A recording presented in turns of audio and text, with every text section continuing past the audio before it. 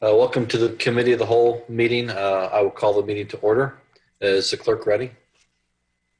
Yes. Will the clerk please call the roll? Ms. Wu, Here. Mr. Sachs, Here. Ms. Hersey, Here. Mr. Brown, Here. Mr. Roberts, Here. Mr. Colebrook, Here. Mr. Miller, Here.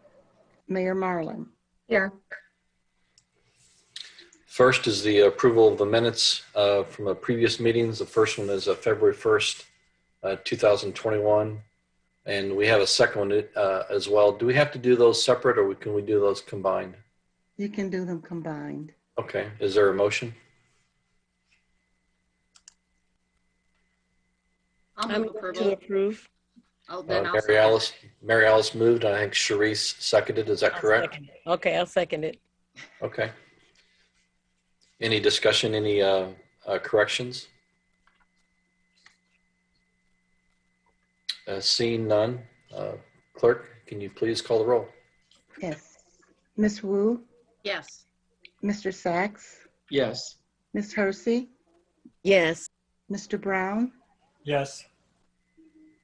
Mr. Roberts, Yes. Mr. Colebrook, Yes. Mr. Miller. Yes. Okay, that motion passes. Next up on the agenda is additions to the agenda. Is there anybody that has additions to the agenda?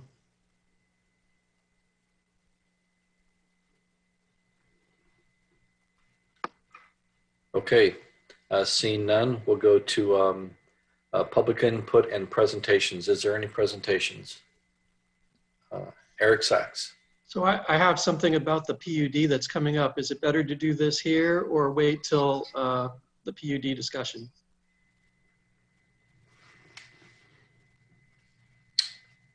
Makes me no difference. Is it best to do it here? Can I suggest that we do it during the PUD discussion, just to have consistency? Okay. It's fine by me. Then we will go on to public input. And before we start, I'd like to read just a short little passage here. The city takes public comment via email, written format, and verbally. On October 12th, 2020, the Urbana City Council approved new rules for public input during remote electronic meetings. These rules are listed on each agenda for city-sponsored public meetings. Members of the public may join meetings as either a Zoom webinar or telephone participant to make verbal input. This is a time for committee members to listen to the public. Discussion, debate, or commentary will not take place during this period.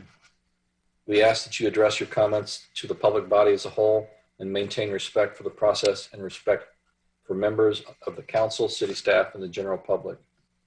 Thank you for helping us conduct respectful and productive meetings. If you wish to speak during public input, please raise your hand and wait to be called on by the presiding officer. Please state your first and last name for the meeting record. So first up, looks like Evelyn B. Underwood.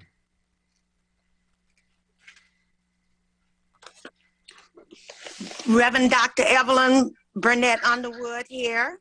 Yes, ma'am, go ahead. Yes.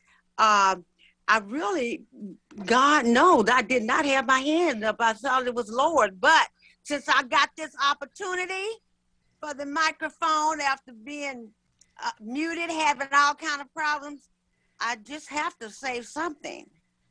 I just want to say that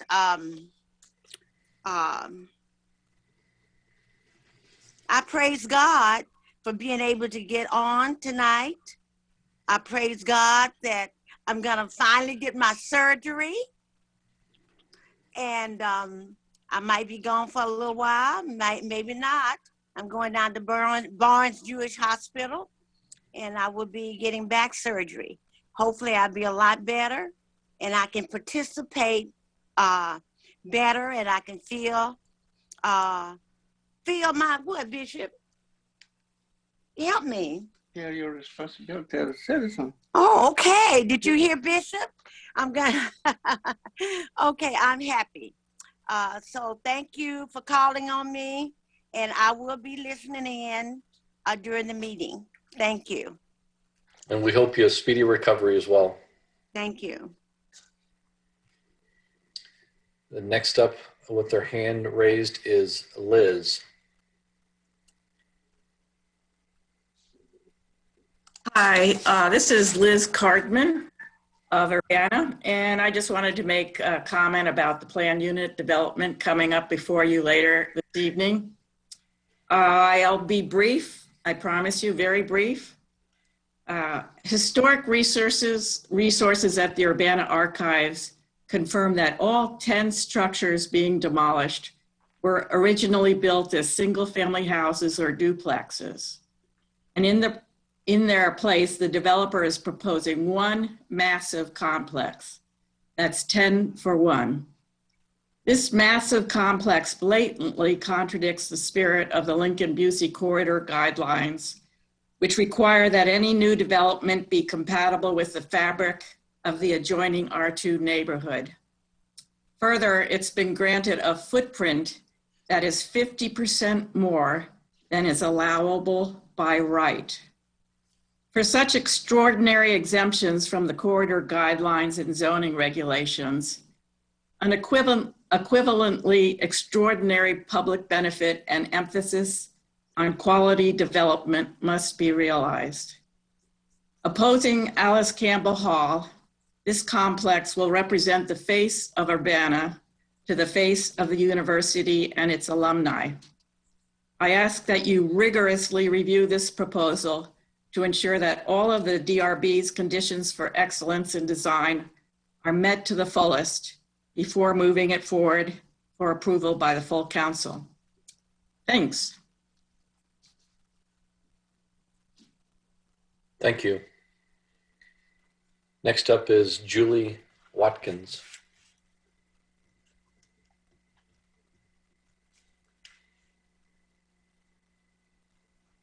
Hello, can you hear me? Yes, we can. Okay. My name is Julie Watkins, and I've lived in Urbana. You've cut my, I need to see my notes. I've lived in Urbana since 1976. I have public input about comments made last week. I wanted to say thank you to Therese Hersey for her comments that Carl needs to do better about vaccination.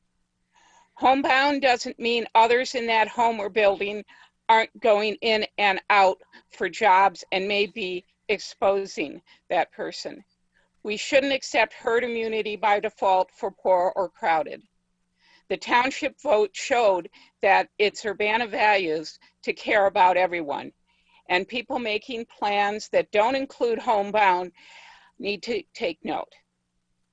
Also last week, people made comments about Aaliyah Lewis, and there was no council response that I remember. I am still flummoxed that there have been no apology and that charges have not been dropped. You've made resolutions and all, but now how much trust can we have when there's video of police using excessive, unnecessary force and the victim is still under felony threat? An apology would be nice, but the felony threat is a real problem. Council silence is perplexing. How does this help Urbana values? Now that the primary is over, could you please? Thank you to other commenters, and thank you to the council for considering this. Thank you. Next up is Haki.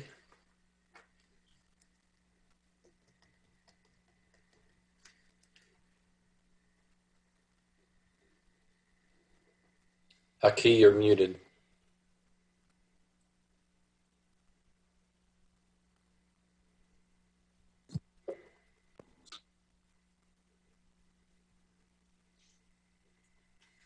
Haki, there you go.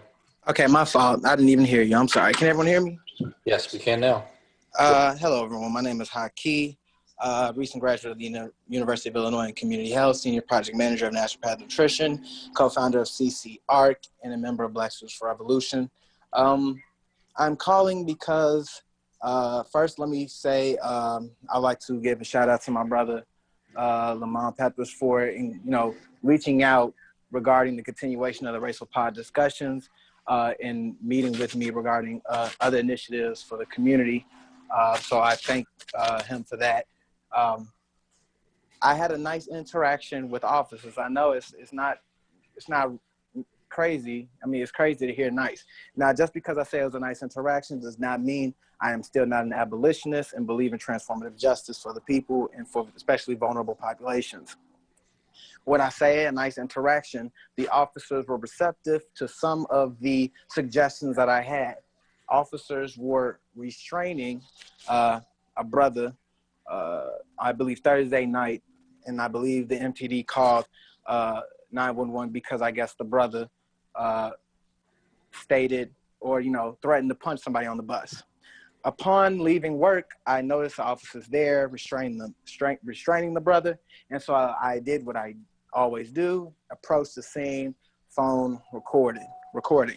Now, upon arrival at the scene, the brother was yelling, acting, as you probably would say, erratic. But the brother also stated that he wanted to go to an ambulance. He needed to go to the hospital. He even stated that he wanted to be in a psych ward. So if the brother is saying that he wants to be in a psych ward, he is actively asking for help that is needed. Upon arriving at the scene, I started to talk to the brother. I asked what was his name. I asked, had he eaten? He stated that he had not eaten in 3 days, right? I also asked, where did he live? Did he have a home? He said he has a home. I said, where do you live? And he stated he lives everywhere. And so when I say officers being receptive, I was trying to be there for the brother to ensure his safety and that he can make it and live tomorrow. I felt there are certain other things I felt that I could have done, but again, because of the situations that we have with community and police, I decided to not take it any further. However, the officer, Sergeant McKinney, he was receptive to me speaking to the brother to ensure that he was calm. However, again, there is need for improvement. The best improvement is abolition, but again, there's a work in progress in how we can implement transformative justice. In this area, this was Downtown Urbana. Downtown Urbana has multiple organizations that are committed to social justice, including the Cunningham Township, and I'm sure MTD is committed to that, as well as they have received funding from United Way for racial healing and whatnot. I asked the officer, did you give him, you should all carry food, water, snacks, blankets. I think I've said that multiple times on these calls, and he said he's never heard of that, suggestion, but he said, it was a great suggestion. Because simple questions like, did you eat today? And he said that he had not eaten in 3 days. It shows you why J. Edgar Hoover said the breakfast program was the dangerous program, because we know what happens when people are hungry.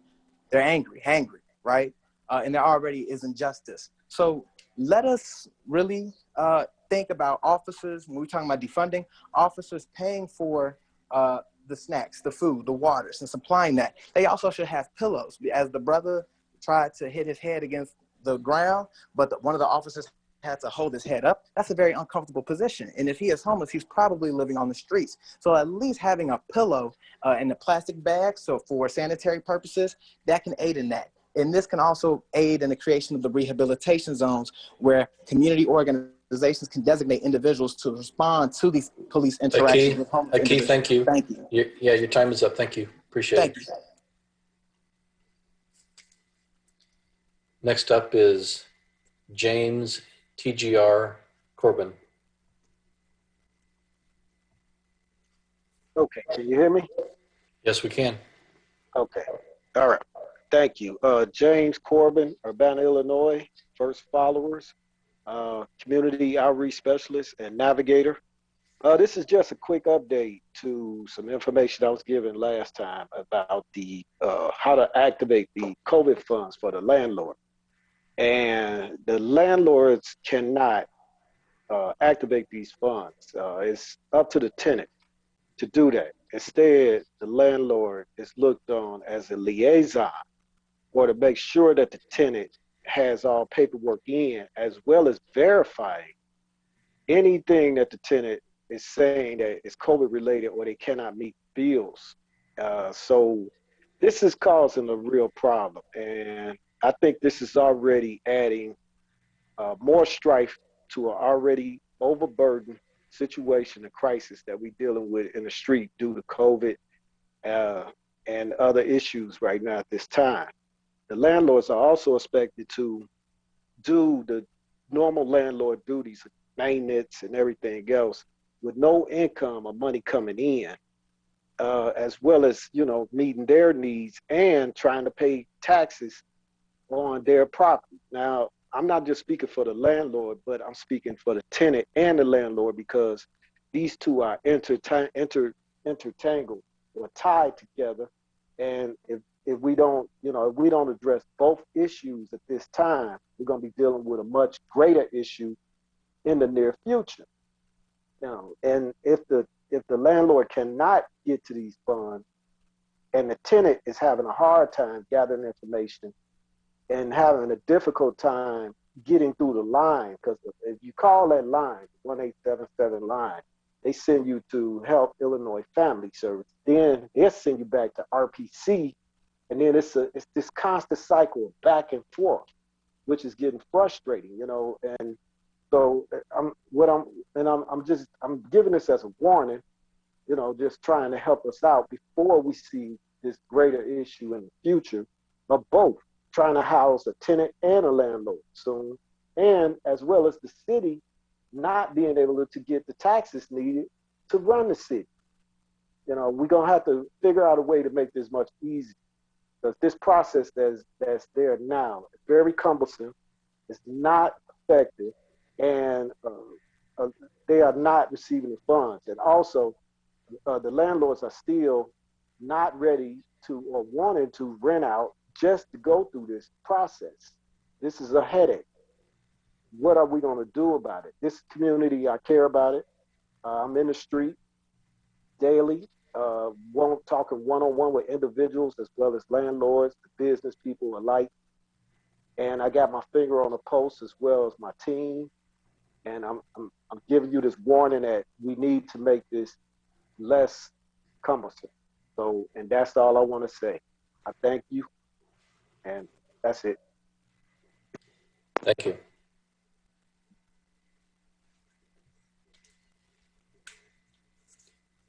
Paul Debovic.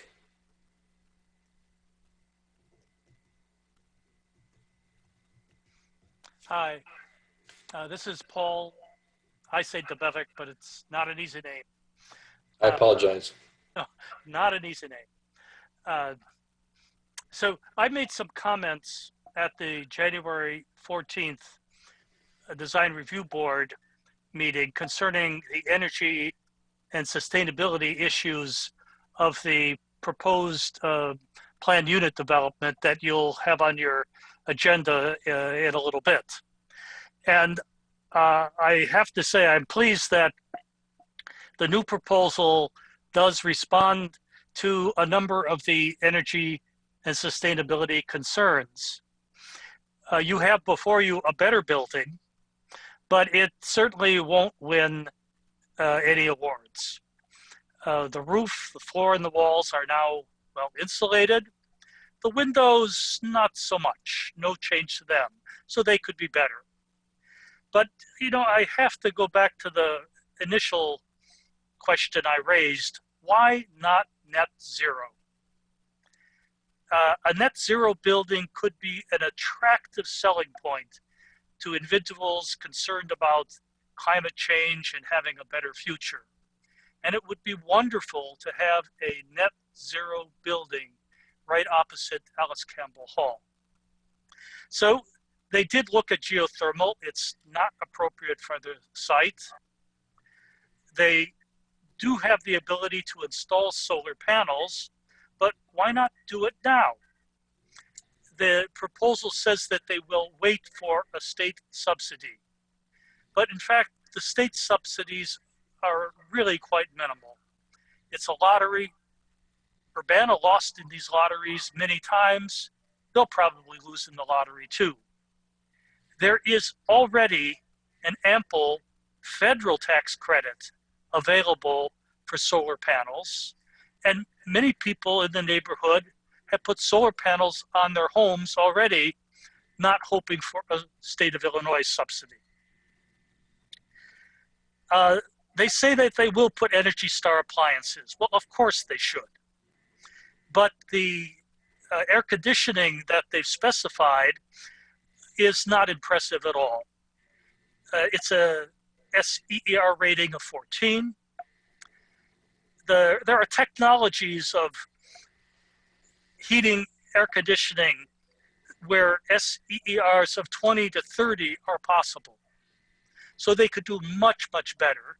And of course that lowers the utility bill for all of the tenants, lowers energy usage, and it's the right thing to do.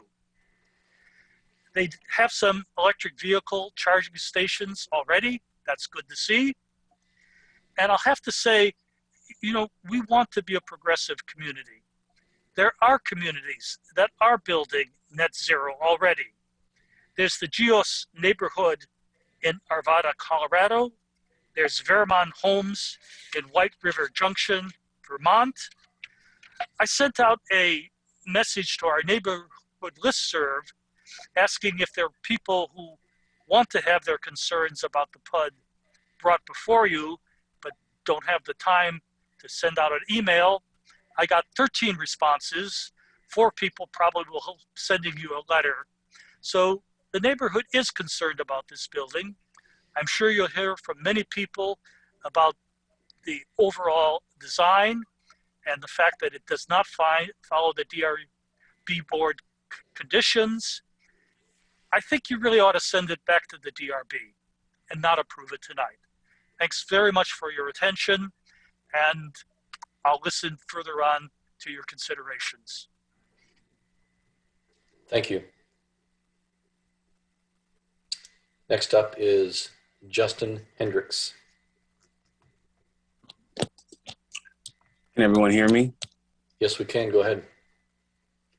Good evening, everyone. My name is Justin Michael Hendricks, Champaign-Urbana resident, Parkland College student, community engineer, creator of Hidden Homeboy. Hidden Homeboy, Downward Boys and Girls Club, and myself would like to thank everyone for the contributions, promotions, viewership, and more for our Black History Month Trivia Night. Congratulations to all the winners. Thank you to our sponsors, BC Bank, Rita Connolly, Megan McDonald, Tanya, and United Mag Action Magazine, Neil Street Blues, Tasty Treats, CBPB Popcorn, Farron's, also William Patterson and the Hip Hop Express. Lastly, thank you to the City of Urbana for recognizing Hidden Homeboy when assessing the situations, knowing we produce a people's first approach, ensuring the enhancement of our most impoverished communities and vulnerable populations. And most importantly, spreading the humankind of humanity over charity. Again, thank you to the City of Urbana. I believe one or all should take into consideration what Mr. Tiger, First Followers, has said and shared with you all today with the unfortunate situations regarding tenants in housing and socioeconomic disparities and discriminatory processes, as we must be able to help our people and put them in substantial and better housing than what they're currently in. Mrs. Underwood, sending you a speedy recovery as BJC is a great medical facility in St. Louis. And as the good book would say, when one or two are gathered, God is with them.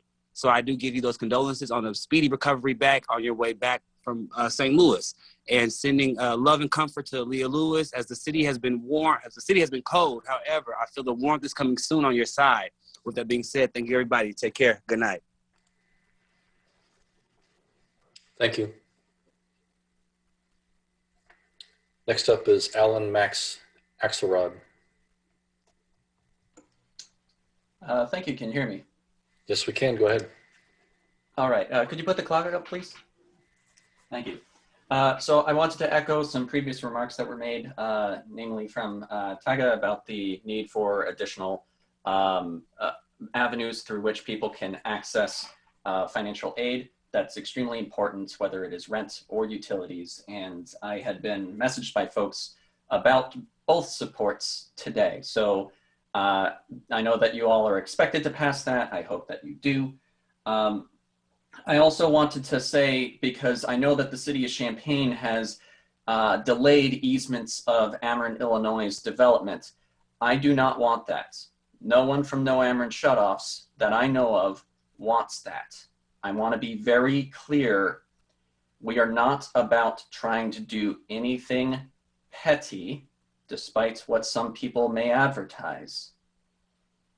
Illinois American Water is the bad faith actor right now.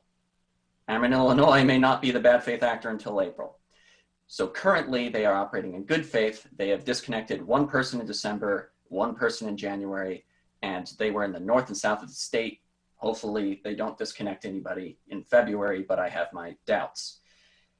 Illinois American Water, as you know, has still, to the best of my knowledge, not sent water shutoff notices to the CU Public Health District. While people are getting vaccinated, I don't know that we have a socioeconomic analysis of the people who are getting vaccinated, but the ones that exist, say in Chicago, show, and also down in Carbondale, show a socioeconomic disparity between the people who are able, and a racial disparity for the people who are able to access the vaccines and the people who are most gravely affected. So please keep that in mind as we proceed towards the potential resumption of utility shutoffs. And please go through with the votes for the easement and for the additional supports. Thank you. Thank you.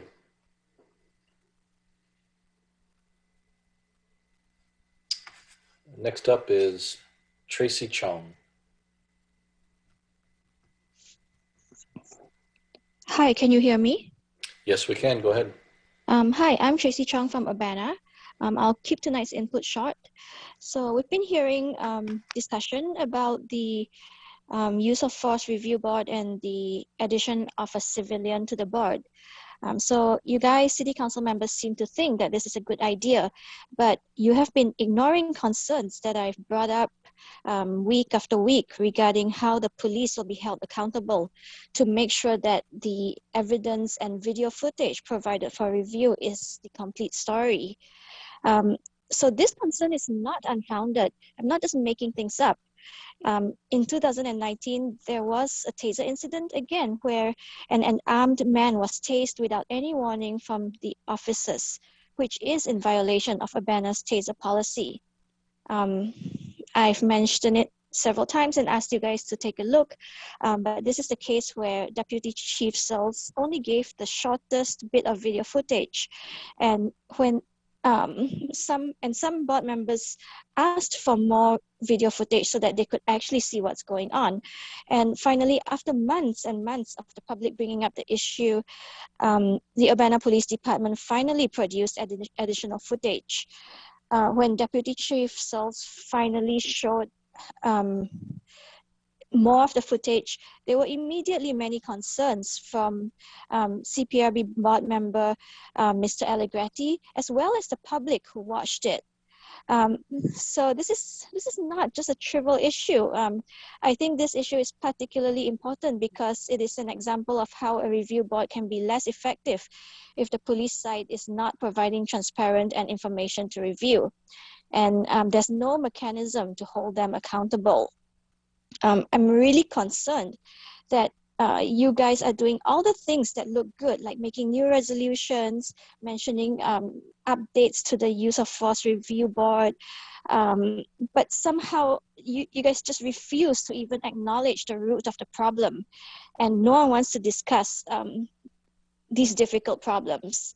So please, can we just discuss the very basic question of trying to figure out how to ensure whatever information is provided by the police department is complete and transparent? And what happens if they don't? How are we going to hold them accountable? I think this kind of discussion is long due, and I don't know, I guess I just have to keep bringing it up week after week until we finally start talking about it. Thank you. Thank you.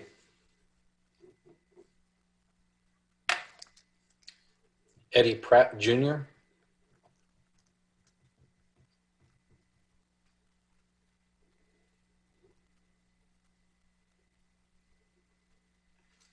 I still show him muted.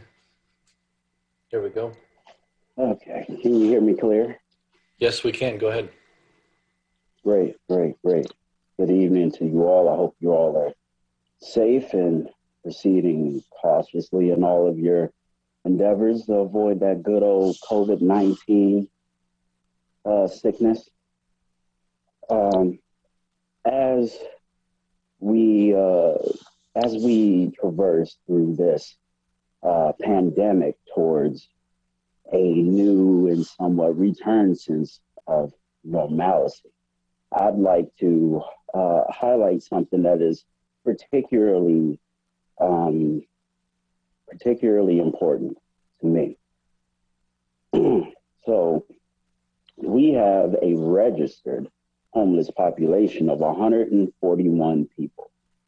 I emphasize registered because, of course, with systems like these and the situation among those who are unhoused would permit them to slip through the cracks of such a thing. So God knows how many we really have out here. Amongst my daily conversations with those who are unhoused and assessing their needs and trying to help out where I can with the little bit that I do have, there has been something that has been somewhat of a common denominator among these conversations, in which those few individuals that I have talked to, they have expressed how they have different health needs and how the situation of being unhoused puts up a great deal of obstacles in their way. In one of these conversations, which is a common denominator to several other conversations, this particular individual has diabetes. He receives one insulin shot a day that he gets, I believe, from the soup kitchen or somewhere close by, maybe the CU shelter, not sure. But he says that he's supposed to have 3, but he only gets 1. He makes do with that. Of course, with diabetes, you have a set diet that you're supposed to follow. Good luck following such when you don't really have the funds or the amenities possible to be able to feed yourself in a healthy manner. Of course, when you're in that situation, as I have been, the old saying goes, you got to get it how you live. So any kind of way that you can feed yourself, when you have no options, you have to take them. So if all you can eat is a I don't know, a protein bar or a peanut butter and jelly sandwich, if you have diabetes, is that really conducive to your survival, to your health? The answer is an absolute no. So something that I've been trying to do is look for an alternative, because that's where solutions are. One of those things is me going out and looking for MREs. You don't need a can opener. You don't need any heat. It's a full meal. Reduce sodium on the packaging, and it presents a alternative where you can't, if you can't get to a soup kitchen or anywhere else to eat, you have something that you can eat and it'd be helpful. The reason I'm saying this is because I want some help. So if the Urbana government would be so kind to, I don't know, help a brother out, to help some people out, that would be helpful. As a community is supposed to be people helping people. And so Your time is up. Thank you. You are committed to. Thank you. Next up is Grace Wilkin. Hello, can you hear me? Yes, we can. Go ahead. Thank you. My name is Grace Wilkin. I am a resident of Urbana in Ward 6. And I want to speak on a few agenda items tonight. First of all, in support of the solar projects and the land use on the old landfill. I think it's important to use brownfields and developed spaces rather than new green spaces for solar panels and renewable energy. Second topic is on the new unit development. I I haven't dived into all the details of the plan, but I just ask that you please think about strategic city planning and investing in our existing structures and neighborhoods. Also, I agree with another speaker who talked about the need to focus on green buildings and energy efficiency, which not only helps the environment, but also leads to cheaper utility bills for the residents. And then lastly, on tonight's agenda about the human rights ordinance, I'll just say again that I'm disappointed that the city will discriminate on hiring based on criminal background against its own ordinance. Overall, please listen to the public input from other valuable speakers tonight, and please keep the people of Urbana in mind when making decisions tonight and in all of your meetings, as that's the primary goal of your position. Thank you. Thank you.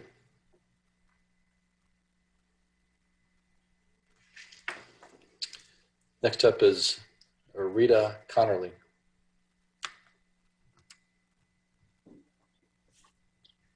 Good evening, City Council. My name is Rita Connerly. I'm a resident in Champaign. Thank you all for the previous callers. I think I echo many of the previous commenters as it relates to the need here in Urbana. Just today, the request and the call for mutual aid had to be put out for a mother and 3 children who are staying in a hotel because she unfortunately does not qualify for housing because her income does not exceed 3 times the amount of the rent. She was given an option to either stay in a hotel for an extra night or receive support with a first month rent on her deposit. While she sat in her car from 11 a.m. because she had been kicked out of her hotel because she couldn't pay, the request for mutual aid was sent, and thankfully, hotel has been covered for she and her 3 children for the next 6 days. There seems to be a clear need for a street team in Urbana and Champaign. While we have organizations that are doing the work, they're just not trusted sources of the community members who are calling out for help. I want to especially thank organizations such as First Followers and Hittin' Homeboy for taking a grassroots approach with making sure that we're putting people's first over property and over policy.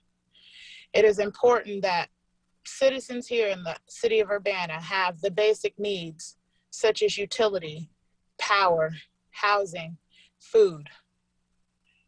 Just on Friday, a mother who was currently 38 weeks pregnant with 2 small children had her water cut off. And it wasn't because her bill was not paid. It was because the pledge to pay her bill had not yet gone through. And because the LIHEAP resource that is supposed to be available for her was not. This is the unfortunate situations that are going on in our community. This is where the city of Urbana could place funding, especially as an emergency need for citizens who are falling on hard times. A lot of citizens are falling on hard times. We are in the middle of a pandemic. So many people are out of work. For the mere fact of being parents and having to take care of their children.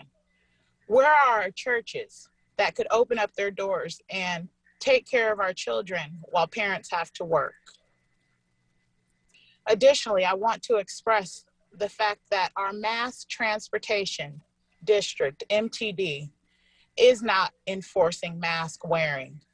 This is a great concern as a large population of people are riding our MTD buses.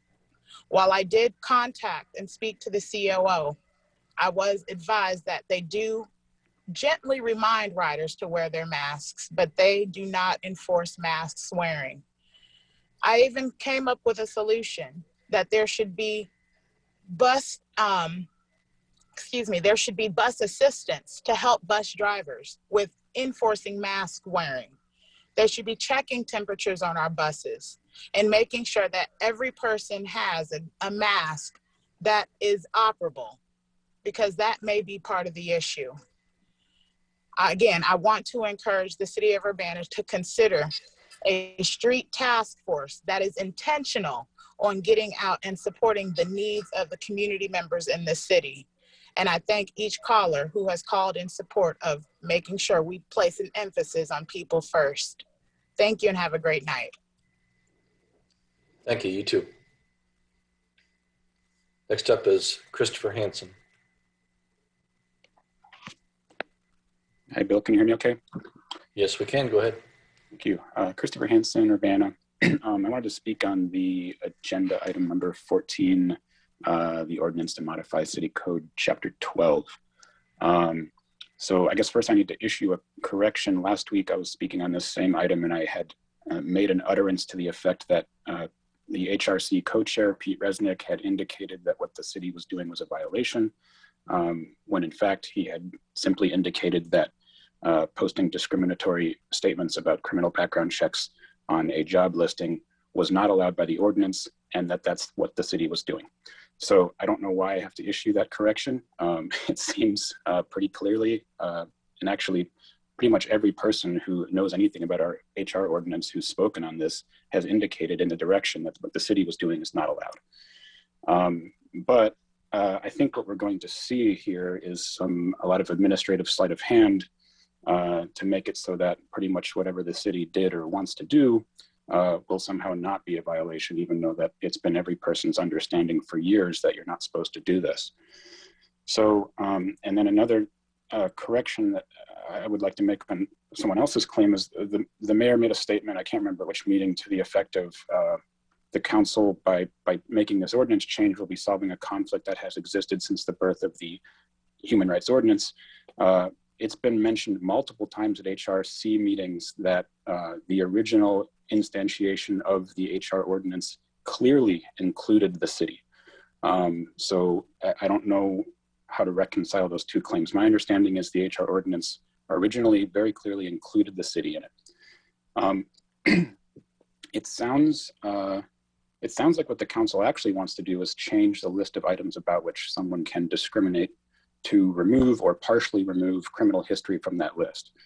I would be against that change. I don't think you should discriminate based on criminal history at all. And I think that's what the ordinance clearly says now, but it sounds like that's what you're talking about. And if that is what you're talking about, then I think you should specifically discuss that issue in a committee of the whole meeting with a proposal to remove that item so that public can give their input. I think what's actually going to happen is we're just going to find some administrative sleight of hand to kind of remove the city from accountability on that item so that they can keep discriminating. And I think that's what we've seen at the last few meetings. So I think if you remove the, what you're planning to do with, basically remove a resident's ability to kind of push through and hold the city accountable, you're just not going to get any accountability. It's going to be the same as removing the city entirely from the ordinance. I don't see that there's going to be any difference between just exempting the city and exempting the city from accountability. So I don't think you're getting anywhere there by doing this. But I mean, this goes back to our kind of our bigger discussion is we don't know, the city doesn't know how to hold itself accountable, I think is the bigger issue. And so it's like someone spoke earlier tonight about Alea Lewis, that arrest incident, and that's a great example that the public has been dwelling on, is the city doesn't know how to hold itself accountable. Every effort has been made to deny accountability in that situation, where we even had Chief Seraphin, quietly admit in a little side meeting that there was policy violations in that arrest, but the city still won't issue any public statement to that effect. So I think you just need to think about accountability on a larger scale and wonder how is the council and the city going to be more reflective of the values of the residents of Urbana? Thanks. Thank you.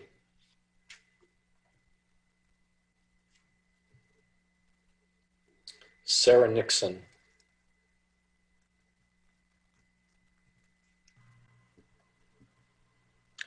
My name is Sarah Nixon, resident of Urbana-Champaign. I'm here during public input and advocacy for Urbana resident Alea Lewis.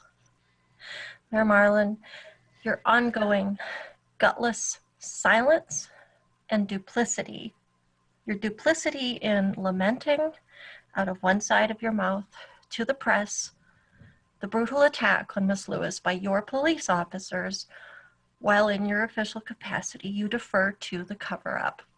You deny the misconduct, and indeed you have led or co-led the cover-up. Continues to expose an astounding failure of leadership.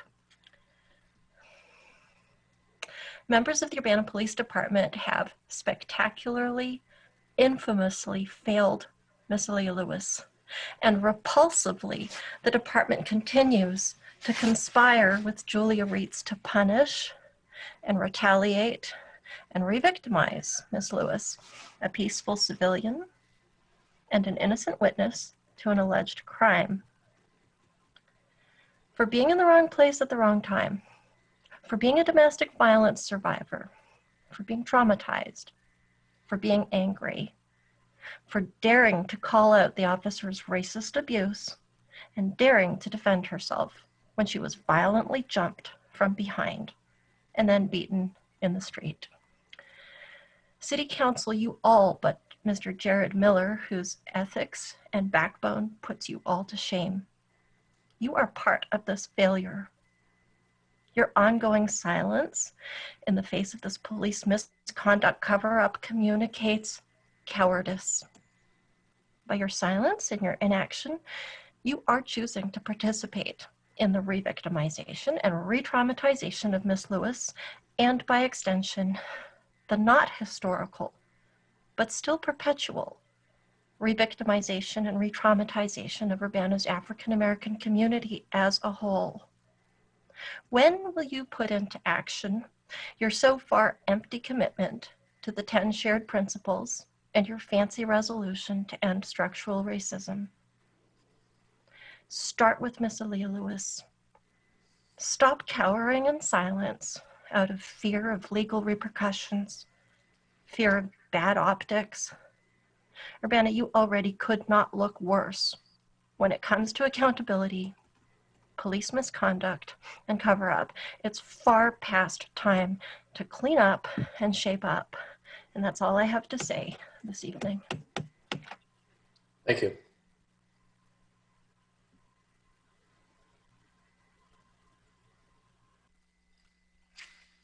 It doesn't appear that anybody else has their hand raised. We'll give another chance for anybody to raise their hand just for a second here. Appearing to be none.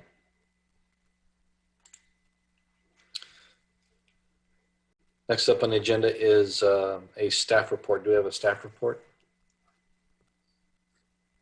Carol Minton.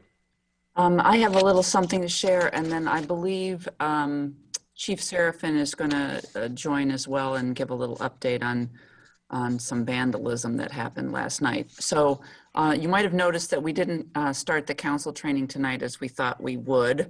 We have a few logistical things to work out, and so we won't be starting that until March 15th, and that will be at 6 p.m.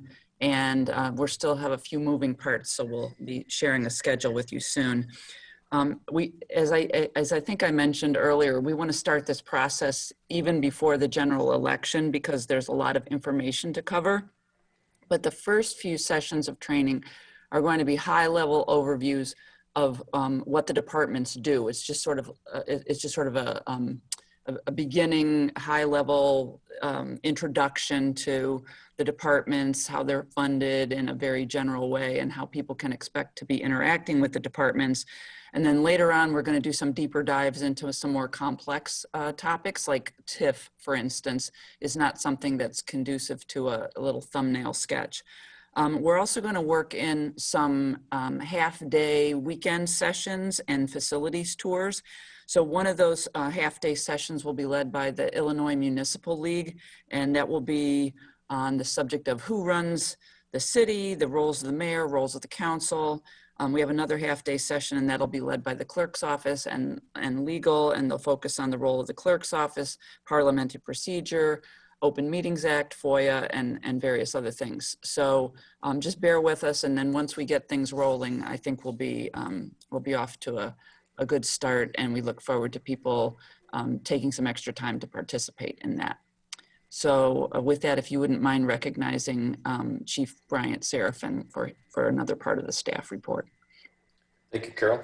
Chief Seraphin. Good evening. So I sometimes only get to come with news that's not so bright. Tonight, I wanted to report in briefly. I got a couple of questions from some council regarding the events of the tire puncture criminal damage events that happened overnight last night. We became aware this morning. On Monday morning, we began to receive some calls on the incidents, and by mid-afternoon, at least by 3 o'clock-ish, we were up to over 100 vehicles had tires punctured.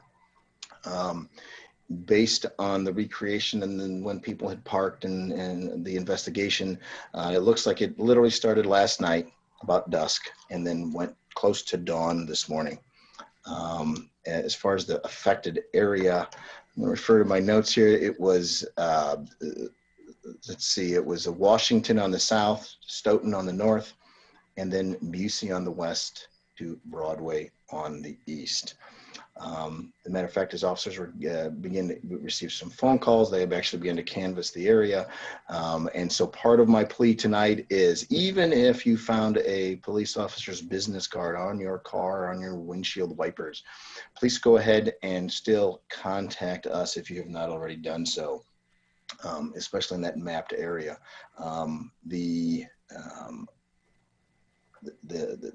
Your car might have been included in the report, but we need your victim and contact information for you personally. So we want to make sure that our report is accurate, and so I need people to call us. We've discussed the area and the time. The other thing I want to mention is it's been fairly new, and I know that there have already been videos floating around, is that we're in the era of Ring Doorbell and other similar platforms. Share those with us, share those on whatever listservs or other efforts you might have, because this is an event that's in the tens of thousands of dollars. And so we do indeed would like to solve this case, and I know it's already been assigned to a detective as well. So I just wanted to kind of give everywhere we are aware of this.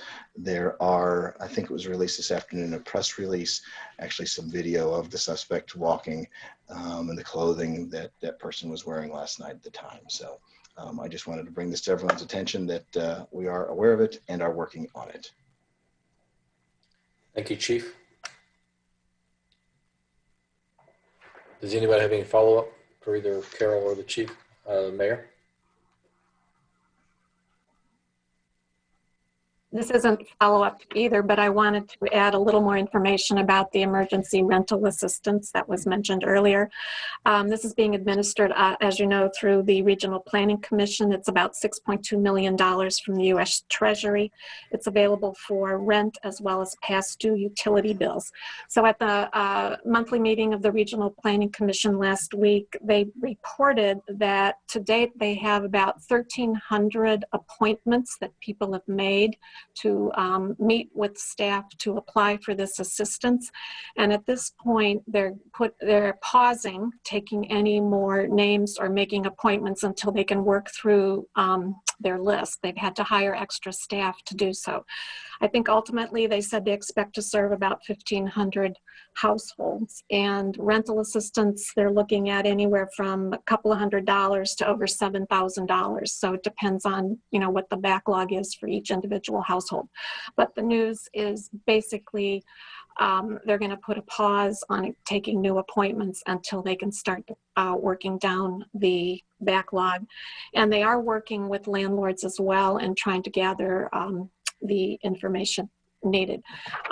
We also know that in the new $1.3 trillion aid package, there's a great deal of housing assistance and also funding for housing authorities to build affordable housing. So there's going to be a lot more money coming for housing assistance in the future. But at this point, the RPC funds are almost all spoken for, but they're going to get through that backlog first before taking more appointments.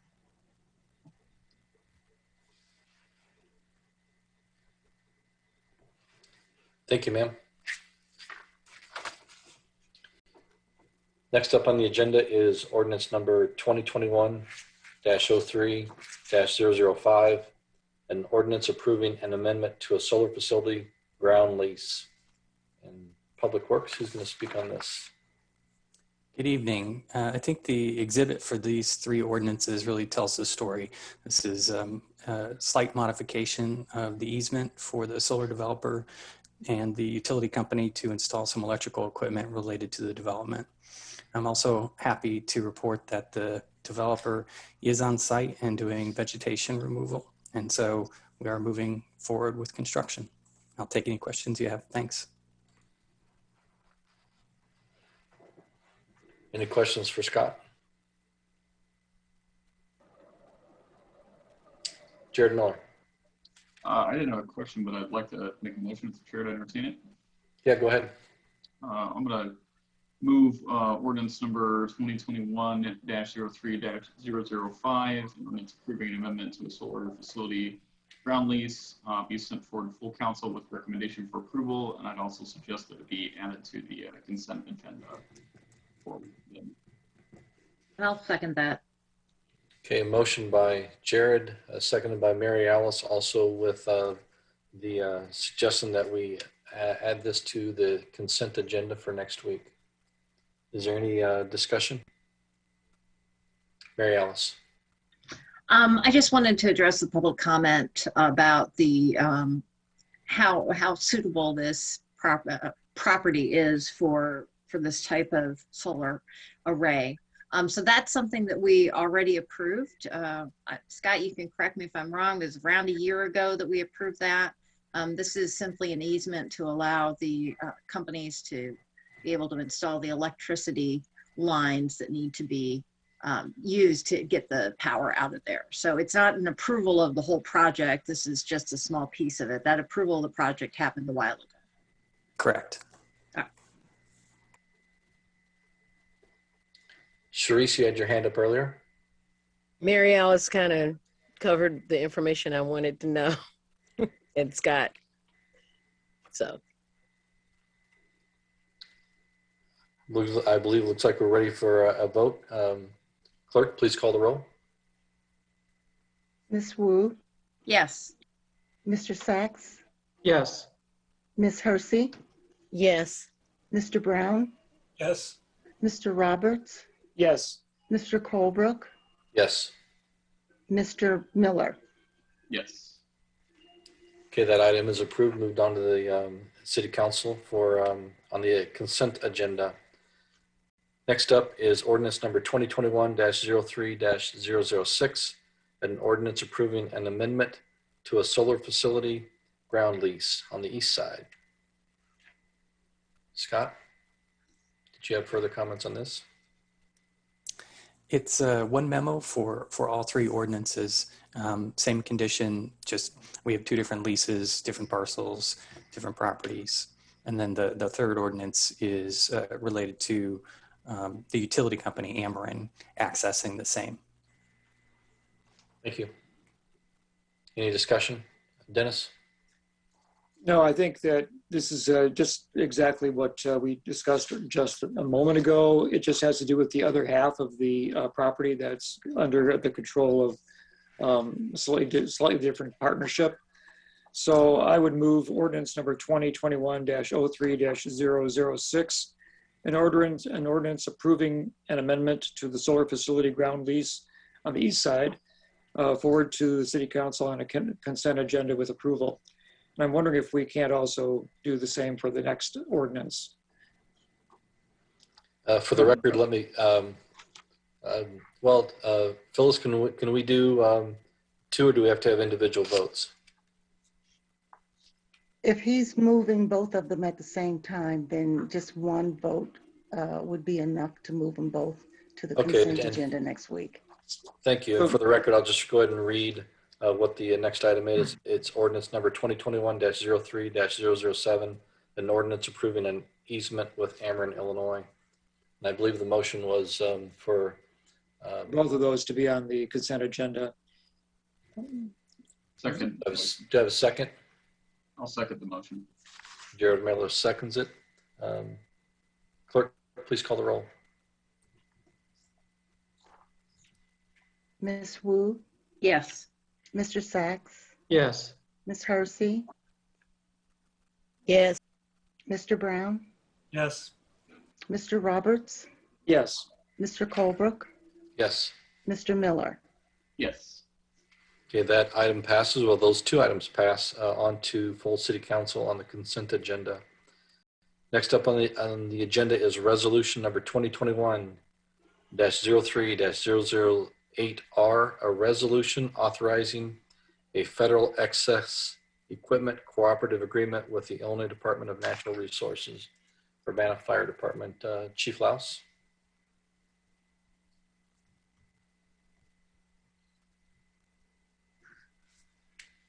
He's on his phone, so you won't see his face.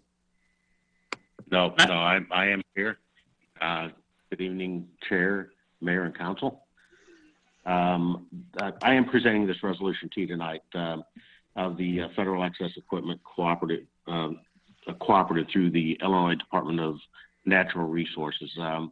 This is a program that I have historically used in the past, both in Peoria and Pekin, that is of quite a benefit to the city. It would allow us to have some excess or access to some excess equipment that we would normally have to purchase that we would get for free. It's basically a loaning program. Historically, you don't ever have to give the equipment back, but it still is, by contract, a loaning program. We have to maintain it. And in the event that the state Illinois Department of Natural Resources will want it back, then they would be able to get the equipment back. Again, historically, they have never done that, but it's still, I want to have full disclosure that that is part of that agreement. So some of the stuff that we have, my history that we have been able to acquire in the past were some winter parkas, the heavy coats for our special operations teams, Leatherman multi-purpose tools that we were able to acquire again for the special operations teams. But there are many, many other things. We got some TVs, large screen TVs that we use for our training division so that we can network between stations and just kind of save that travel time as the apparatus were out on the streets normally. But there are just a wealth of different types of equipment. It changes sometimes daily on what is out there as far as what's accessible and available. So, we look on the website, find out what's available, what would fit our needs, and then we would be able to make that request to get that equipment for the city of Urbana. So that's kind of the crib notes on what this program's all about. Like I said, it would help us with some of the excess equipment that we'd normally have to budget for training or other purposes, special operations teams. This would give us the availability to be able to pick that up if it is accessible, if it's posted as a surplus item. So I'll field any questions if I can. Anybody have any questions of the chief? Mary Alice. So, Chief, thank you for bringing this to council. I think this is, from what I understand of the program, an excellent proposal. I'm curious if is this the first time, to the best of your knowledge, that the city has participated in this program? Yeah, to the best of my knowledge, this is the first time that the city of Urbana has participated in it. I haven't seen any history of where we have been in agreement with IDNR for anything like this before. And is there any specific kind of equipment that you're going to be kind of on the lookout for? There's a lot of stuff out there that we could use, for training purposes. I named a few of the things a little bit earlier, but they're small tools that we may be able to access whether those are power tools or whether those are hand tools that we can put in our cache of resources to be able to use for those special operations teams. But it's really hard to pinpoint any one thing because things do change often on that. The website is what is accessible. All right, thank you. You bet. Thank you. Jared. And Chief, this is these items come to the city at no cost, correct? Right. The cost that the city would have is any maintenance of the item as we use it, just like we would for any normal equipment. We would maintain this and keep it up in working order if it's a larger piece of equipment. Most of the stuff that we would look at are disposables. So they're not something that takes a lot of maintenance to keep up. Like the winter parkas that we had gotten back in my history, those are disposable things. They don't want them back. So most of the things that we would look at would be disposable if you would consider it that. So that there's the upkeep maintenance costs would be minimal at best. Sure. I guess I don't think it's necessary to put in the ordinance, but I would just suggest that you see anything that strikes you as, significant enough to notify council, that you should just make the city, or maybe just email the state, hey, we acquired this, $50,000 truck because they had it and we thought we could use it. Something along those lines, just so council's aware. But other than that, I think it makes sense to support. Thank you. Any other questions of the chief? Dennis Roberts. I just wanted to say that these are surplus items that wouldn't be used otherwise, so it's appropriate that we try to put them to use. It's fine with me.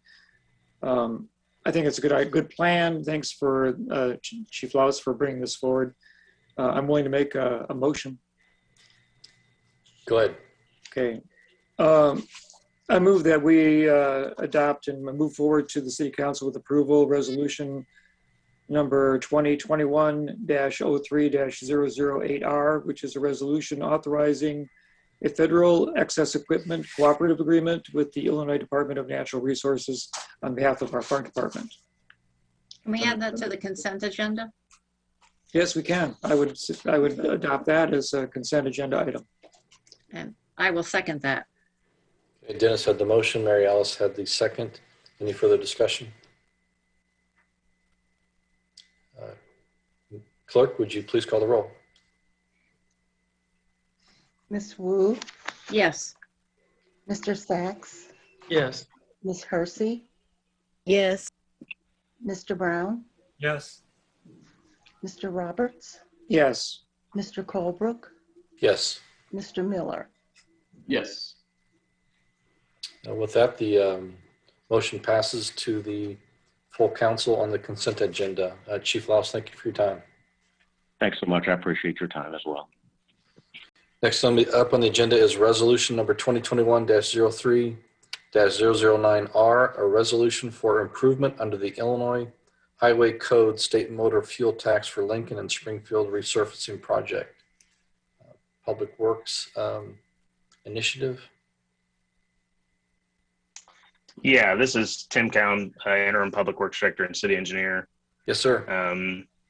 Just to address this stuff, the Lincoln and Springfield project has kind of been on the docket for the city for 4 or 5 years. It was an internally designed project for a mill and overlay with some adjacent improvements to deteriorated curb and gutter, sidewalks, things of that nature. This will address the area from University down to Green Street. Essentially, this is within our CIP. Stipulation of using state motor fuel tax funds is resolving through the council to do so, and then gaining authorization from the state to use those funds for these purposes. Thank you. Bill Brown. Yeah, thanks. On the estimates, they seem refined from the original estimate. Does that mean that they've already gone out for bid? And we have a bid already? We do not have a bid yet. Part of that is just inflation through the years. The other part is we're likely going to be engaging consultant oversight on this as well due to depleted staff for this project at this time as well. Okay. And then one of the functions of our Human Relations commission is to go through the various potential contractors and do an EEO analysis and assessment of them. But I haven't seen that lately, so how does that work when we do go out for bid? Do we already have like a list of approved vendors that are allowed to bid, or if somebody new wants to bid, they have to go through a process? Yeah, essentially there's whoever, if there's a new contractor that's not EEO certified with us, they'll be required to gain EEO certification through the HR commission. That's a provision of the contract documents. Okay, thanks. Mm-hmm. Mary Alice. So I know that with the Gather project on the southeast corner of Lincoln, one of the things that they were going to do is reconstruct that sidewalk. In this, it says sidewalk patching. Are there plans to also have removal of those sidewalks and just completely reinstall them? At this time, no. We are coordinating with the Gather on tying these projects together since they've got ongoing construction and we'll be coming up to them. But essentially, the purpose of this is to address any non-compliant ADA ramps and then any other non-compliant ADA sidewalk or deteriorated curb and gutter. It's not going to replace all the sidewalk along the corridor as part of this. Okay, I know that on the west side, that sidewalk that's closer to University is not that good of shape. I used to walk that area quite a bit up to Einstein Bagel Building. My second question is this about roughly $200,000 over what was estimated a couple of years ago, inflation and so forth. And you had said in the memo that the $226,000 will be transferred from another project, the Savannah Green project. Does this mean that that project, it sounds to me like that project is going to cost less than was originally anticipated, so that is still slated to be worked on, or is that project now on hold? No, you're correct. Essentially, I think in the FY21 and probably 22, we're going to look at doing kind of a study phase initially on that to try to address, let's say, 2 or 3 different options for the area. The budget reflects full reconstruction of everything. I think it's probably worthwhile and in our best interest to kind of look at some rehabilitation alternatives to that to help reduce our cost burden. Okay. All right. Those are my questions. Thank you very much. Mm-hmm. I can make a motion. Yes, go ahead. Unless somebody else has a question. Whoops, Sharice, did you have a question? You're muted, Sharice. I guess I'm trying to understand. It says the proposed improvement shall consist of, well, one of the things it says is median removal and replacement. These are the medians going down Lincoln? Yes, they're part of the project. Basically gets into a few areas along Lincoln that have some existing medians in there.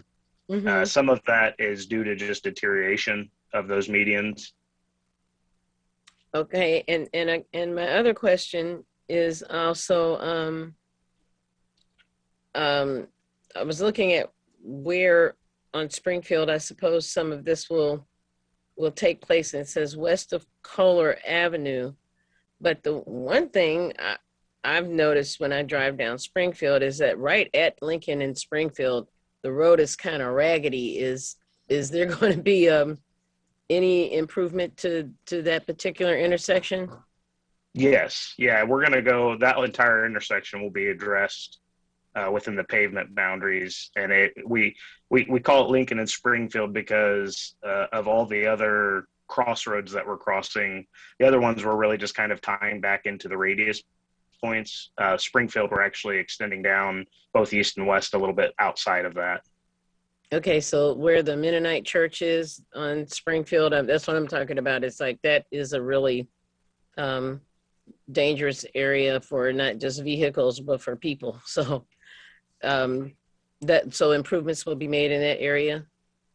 I'm better with intersections. Forgive me. Is that near the intersection of Springfield and Lincoln, or is that another intersection? It's like east, just right on that corner of Springfield and Lincoln, and I believe, and there's a lot of just bad potholes and broken asphalt in that at the stoplight. Yes, without looking at the plans, having the plans in front of me, I would anticipate that is included in this area. We extend a fair amount off of Lincoln both directions on Springfield. Okay. Probably not an entire block either direction, but we're well over half a block in one direction. I think about a half block in the other direction. Okay. Bill Brown? Does this include the intersection with Main and Lincoln? Main and Lincoln. I should pull a map up. Yeah. It would. Springfield, Maine, once you cross over Lincoln. It's green to University. So that would include Main. I believe that would include that area, yes. There was some special intersection treatment planned for that intersection with wider median and some special crossing signs and some bicycle facilities to get across the intersection. Is that part of this project? Yes. That is not. Is it, Shannon? Yes, sorry, I didn't realize it. All of the stuff Craig Schonkweiler brought to BPAC is included in this project for that intersection. Okay. So that's the same as what we saw last time a year or two ago, I guess it was. Yeah, no design has changed since you last saw it. Okay, all right, thanks. Any other questions? Do we have a motion? Make a motion. Go ahead. I would move resolution number 2021-03009R, resolution for improvement under the Illinois Highway Code, state motor fuel tax for Lincoln and Springfield resurfacing project to City Council for approval on the consent agenda. I'll second it. Mary Alice moved and Sharice seconded. Any further discussion? I do have a question because the next resolution is for improvement under the Illinois Highway Code for Race Street. Is this the same type of resolution as that we're getting ready to vote on right now? It is a similar scenario. Race Street from California to Washington, mill and overlay, addressing ADA non-compliant ramps, and some additional ancillary concrete work based on deterioration of concrete. I don't know if anybody wants to consider that they both be on the consent agenda. And if we can try to vote for both of these right now. Is that possible, Ms. Clark? Yes, if the person that moved the motion agrees to that. Okay. And I think that was Mary Alice. Yeah, I mean, the only thing is we will have discussion, so I just ask that if people have questions to staff about this project, that's also covered within discussion of these two resolutions. So if that's the case, then I'm happy to add that one as well. Okay, just for the record, let me go ahead and read it. Resolution number 2021-03-010R, a resolution for improvement under the Illinois Highway Code, state motor fuel tax for Race Street resurfacing project. So Mary Alice, you agree that is included in your motion for the consent agenda, and Sharice, you agree that's your second as well?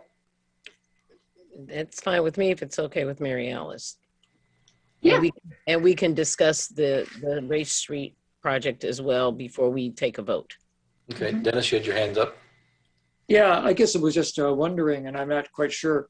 Do either of these resolutions require a different kind of vote when we come to a city council? Does we already got many items on the consent agenda, which I don't think the mayor necessarily has to vote on. Is that correct? But if these are budgeted area, if these are concern the budget and a change in the budgeting of our city, then does the mayor have to vote on them? And is that a different kind of vote? Would we be able to do those on the consent agenda?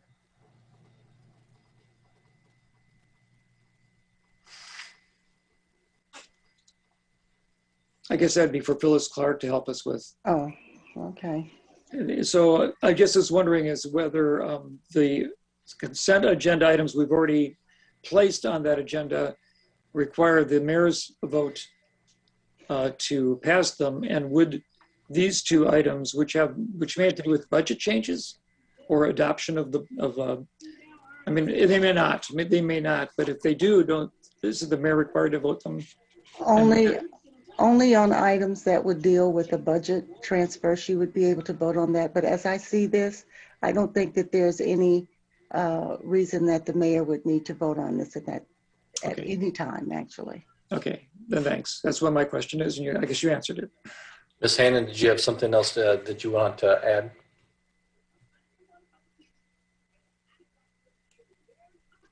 I just wanted to make sure that question about the budget got answered.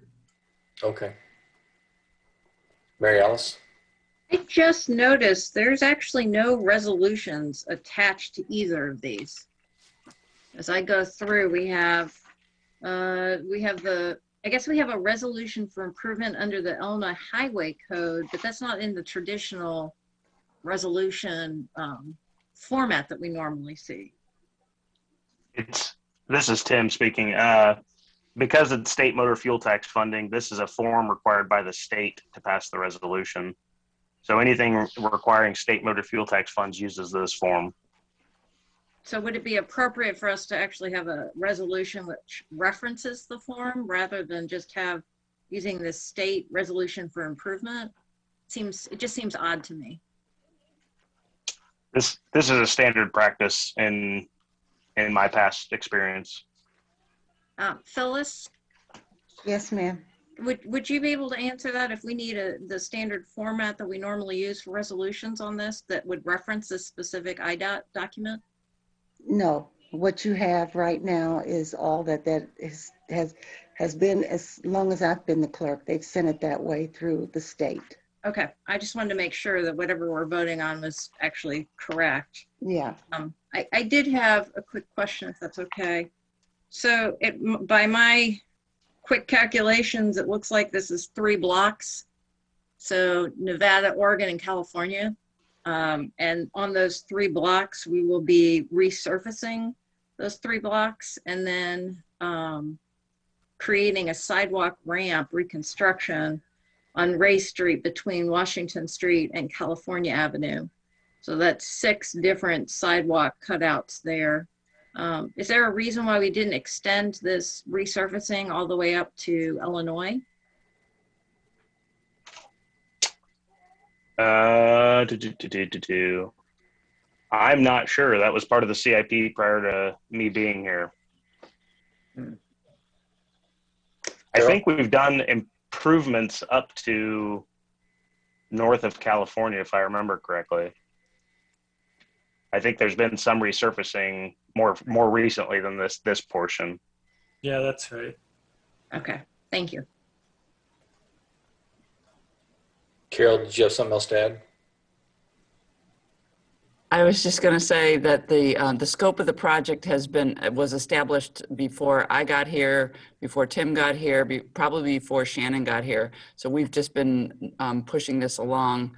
But I think Bill's got the best explanation, which is we had done work on another section prior.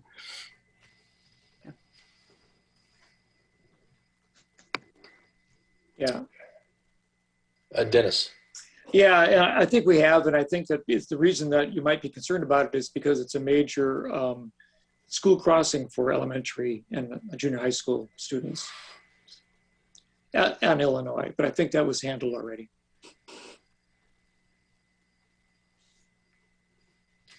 So we have a motion on the floor and a second to include both these resolutions to pass us on to the full city council on the consent agenda. Any more discussion before we call for a vote? Ms. Clerk, can you please call the roll? Ms. Wu? Yes. Mr. Sachs? Yes. Ms. Hersey? Yes. Mr. Brown? Yes. Mr. Roberts? Yes. Mr. Colebrook? Yes. Mr. Miller? Yes. Okay, those items pass, like I said, with recommendation for approval to the full city council on the consent agenda. Next up on the agenda is ordinance number 2020-12-070, an ordinance approving a preliminary development plan for a planned unit development, 602 South Lincoln Avenue, CCH Development LLC and CMH Development LLC, plan case 2411-PUD-20. Somebody from community development is going to possibly speak to this. Okay, right here, Bill. Good evening. So I'm going to try and be a bit brief with my presentation, and then I'm going to turn it over to the design team and the applicant to go in a little bit more depth on some of these points. Well, let's get down to it. So back on December 7th of last year, the Committee of the Whole discussed these two ordinances for this proposed planned unit development at 602 South Lincoln Avenue. And then after discussion, the committee voted to forward the case to a future city council meeting. And that was to give time for the design review board to hold a hearing on the project's design, since this is in the Lincoln-Busey design corridor. On January 14th, the design review board held that hearing, and then they voted unanimously to approve the project with 7 conditions, which I'll discuss here in a minute. And then, so since that time, in response to that DRB discussion and the conditions that they put forth, the initial Committee of the Whole discussion back from December, some suggested revisions that that staff received from Alderpersons Sachs and Wu, which is in your memo, Exhibit J, and then in subsequent discussions with staff, based on all of that, the applicant has now revised their plans and has agreed to make some additional commitments to address specific areas that were brought up during all of those discussions and hearings. In short, the revised plans and commitments would preserve more trees on the site. They would incorporate more sustainable building practices than the original proposal. At the design review board, as I mentioned, they approved the design with 7 conditions. I'll go through those quickly here. The first is our typical standard condition for any project like this, that the proposed building and parking area are in general compliance with the plans that were submitted. The second condition is to accept a different masonry material that is in the Lincoln-Busey design guidelines approved materials list as an alternate to the stone masonry. So essentially the design review board approved the proposed stone cladding, but they allowed for some flexibility in case council wanted to approve another type of masonry that is allowed in that district. Similarly, condition 3 is that the design review board approved the proposed engineer wood siding, but they had a condition to accept natural wood lap siding, shake, or shingles as an alternative to that engineered wood siding if council so chose. Condition 4 is to allow for a reduction of the parking area, essentially to preserve trees, and then taking into consideration a reduction in parking spaces. I'll get into a little bit more depth on that here in a minute when I talk about waivers, but I wanted to state that as that was one of the conditions here. The fifth condition is that the permeable pavement be permeable pavers. So they had proposed permeable, I believe it was asphalt or no, it was permeable concrete. And this condition would require that they use permeable pavers. And then to allow permeable pavers in other parts of the site or in other parts of the parking lot and not just the areas originally proposed. Condition 6 would allow solar panels to be installed on the rooftops without requiring that the design come back to the design review board for additional approval. And then finally, the 7th condition was that canopy trees would be added to the landscape plan.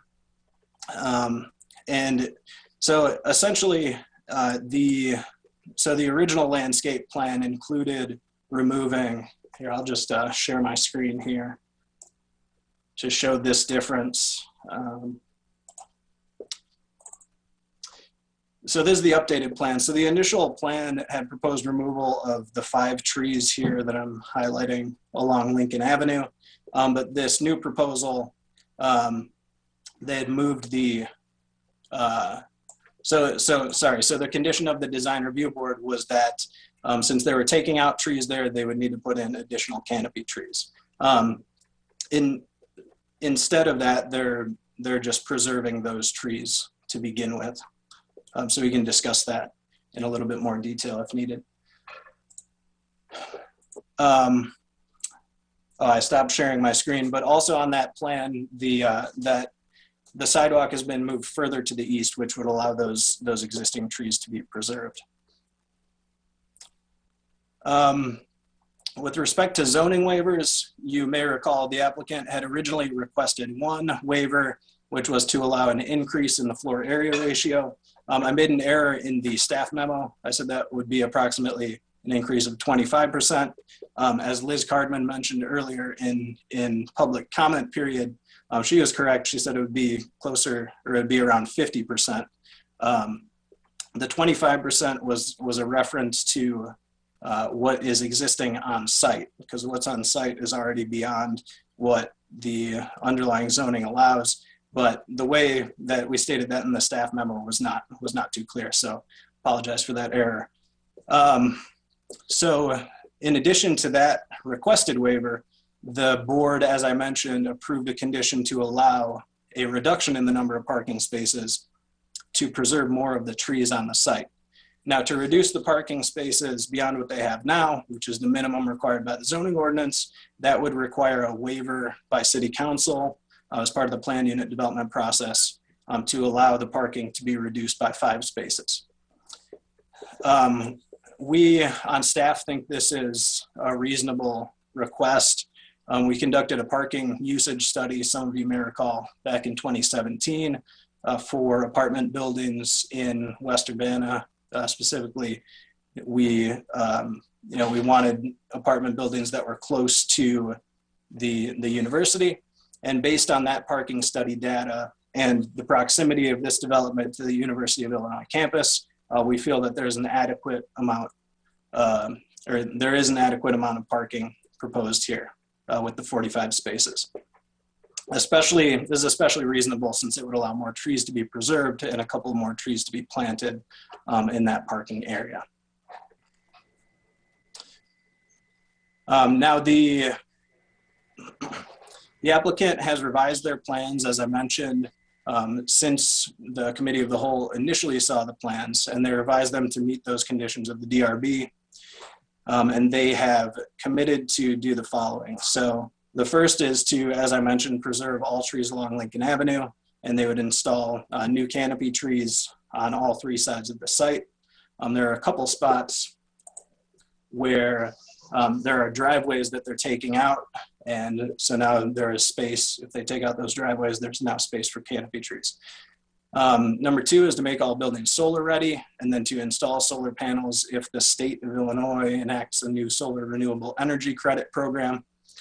The 3rd is to install at least 4 electric vehicle charging stations, and then to make other parking spaces that are underneath the buildings, EV ready, so they could easily install future or charging stations in the future, pardon me. And then the fourth is to make all buildings approximately 17% more energy efficient than is currently required by the building code. So the design review board had their hearing. They've reviewed the design. They've approved the design with, with those conditions, with some flexibility built in there. And now council needs to review the planned unit development proposals for consistency with the goals that are outlined in section 13 of the zoning ordinance. The original proposed development was generally consistent with goals 1 through 7 of that part of the zoning ordinance, and the changes that the applicant is now committed to only further the goals of the PUD ordinance, specifically by preserving more trees and by implementing the more sustainable building technology into their plans, and parking technology, I should add. So the staff recommends that the committee of the whole review the updated plans and then consider the conditions, the 6 conditions that are laid out in the memo. Just for sake of brevity, I won't go through those, but I'd be happy to answer any questions about those or anything else you might have. And then I know, so it looks like we already have Jacob Unsicker and Josh Daly. It looks like they've been added from the participants list. Chris Hartman was not available. He is the developer, but I believe I saw Will Thompson is also there. So if we could also add Will Thompson to the panelist list, that would be great. And it looks like he has been as well. Okay, thanks. Anybody from council have any questions for Kevin? Bill Brown. Just on the sidewalk moving closer to the building, it looks like it'll be within a few feet of there's 2 entrances, I think, on Lincoln Avenue for pedestrians. I can't tell how far inset those entrances are, but we've had problems before on North Goodwin at University, where at the last minute there were some changes and the sidewalk ended up going right next to a building, and somebody opened a glass door and somebody on a bicycle ran into the glass door. So is this sidewalk going to be so close to the building where that might be an issue? I'm not sure. That's probably a good question to ask the architects. Okay, thanks. Yeah. Hello, everybody. This is Josh with Mode 3. Can you guys hear me? Yes, we can. Go ahead. All right. I can answer that question. There are no doors that would be swinging out onto that sidewalk at all. So the entrances that we have shown are actually where you would simply walk through under a covered walkway to get from the sidewalk through to the parking area. So okay, so there's no doors there, and we've tried to soften between the sidewalk and the building with some landscaping as well to make that so that it's not right up on the building. Okay. I hope that helps. Yeah, I think so. Dennis, did you have your hand raised earlier?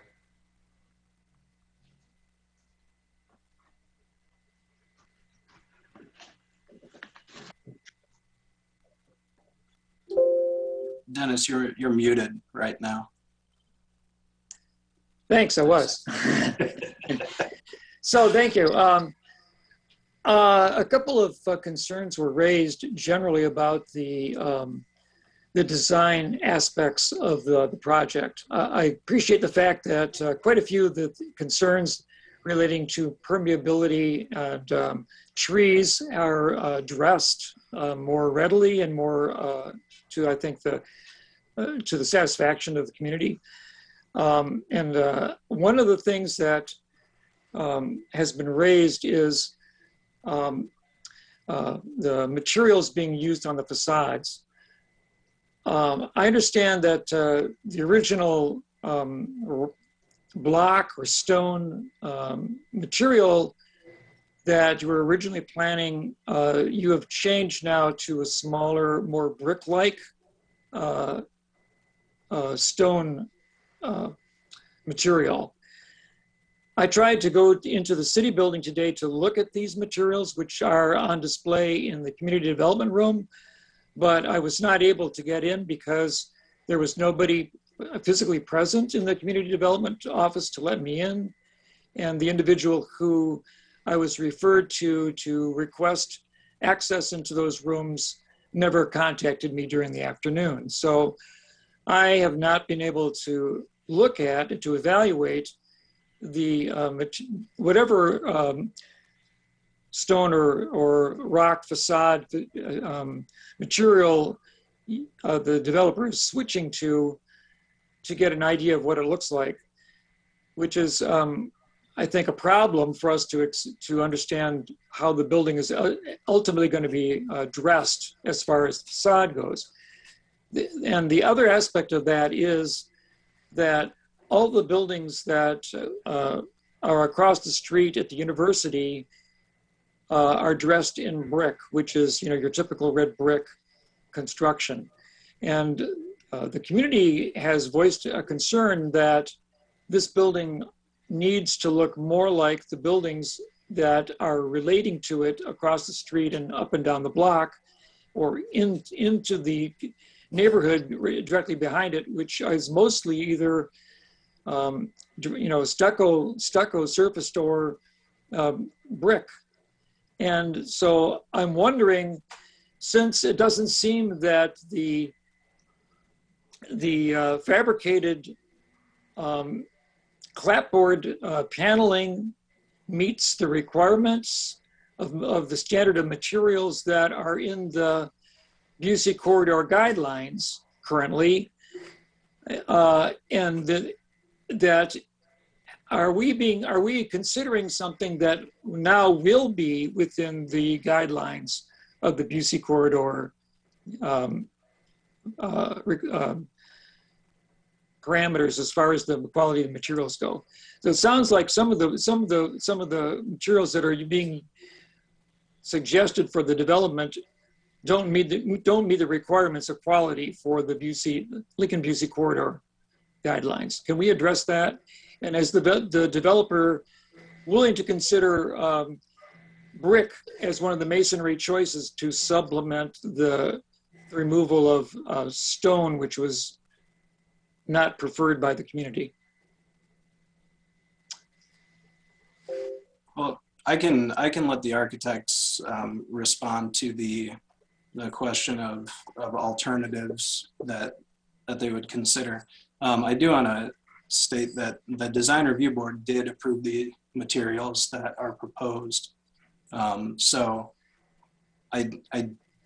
they did, but I listened to the entire discussion of the design review board. They were not very enthusiastic about it, and they might have actually made a decision, except for they felt that they would let the city council make this decision. Yeah, I wish that they had said absolutely not, that we don't accept these materials, but they were not guided to empower themselves to make that decision, which I think they could have. So now we're in the city council chamber addressing some of the questions that the community brings up. And I don't think that as I remember the conversation in the design review board, they wanted to improve the quality of the materials, and it was discussed at length, especially the clapboard. So yeah, I'd like to hear from the developer how flexible they are in the material facade choices, and can we consider brick rather than stone or whatever the material was that I was not able to see this afternoon.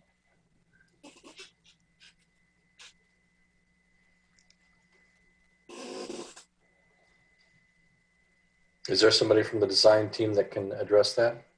Yeah, this is Josh with Mode 3 with the design team. I guess I'll start off. This idea of emulating something across the street came up during our thoughts, but we felt that bringing something on the University of Illinois campus across the street to a neighborhood was not something that was appropriate. This is a residential neighborhood. It's not the University of Illinois campus. Those buildings over on campus are a completely different animal. This is meant to look like small residences, 1-story, 2-story, 3-story, purposely broken up into 5 buildings. None of that really exists on the campus. So the architecture was to add more character than just going red brick and a flat roof, which is what's on campus. We got sloped roofs, we got metal roofs. I think that bringing something from University of Illinois campus over to this block is not a good design decision. That was our position after we studied this. There's other places that it probably would be appropriate if there was more commercial buildings along this side of the street, perhaps. I could see that. Maybe the block to the north or the south has a gigantic fraternity building or sorority building that has lots of brick, maybe 3 or 4 stories. Maybe then we would consider something like that. But the position was to do a stone that has some character. The stone is going to give a more rich texture. It's going to give better shadow lines. It's going to give some warmth. Quite often, brick is a little more streamlined, not as much character. And we are actually emulating something that I would call maybe a quasi craftsman look to this project, which is very Midwestern, very Urbana. You see it all around. Horizontal lap siding is used everywhere. The vertical siding that we're showing is kind of a old look as well that was used 100 years ago. Anything that we're showing here is nothing out of the ordinary in terms of the character of something that was, it's nothing new, let's put it that way. So we felt that that was more appropriate for this block rather than to bring a red brick over from across the street, to put it that way. That was our position. We think it goes better too with the sloped roofs. The stone does. And quite often, sometimes the stone with the shadows that are cast from the stone, it can bring the scale of the building down as well. Sometimes the brick can make it look larger because brick has a running bond and it looks more repetitive. So walls quite often look larger. I don't want to bore you with too many more design details. I'll probably put everybody to sleep, but those are the things that we thought about. We really consciously looked at this hard. I want you to know that. I understand the feeling, hey, why don't we just mimic that and bring it over here? But I thought it was more appropriate to try to mimic other blocks of the neighborhood. Now, there's no single one style that you're seeing in any of these neighborhoods. It's different. It's very different. Every block has its own little micro environment, honestly, from block to block. It is amazing.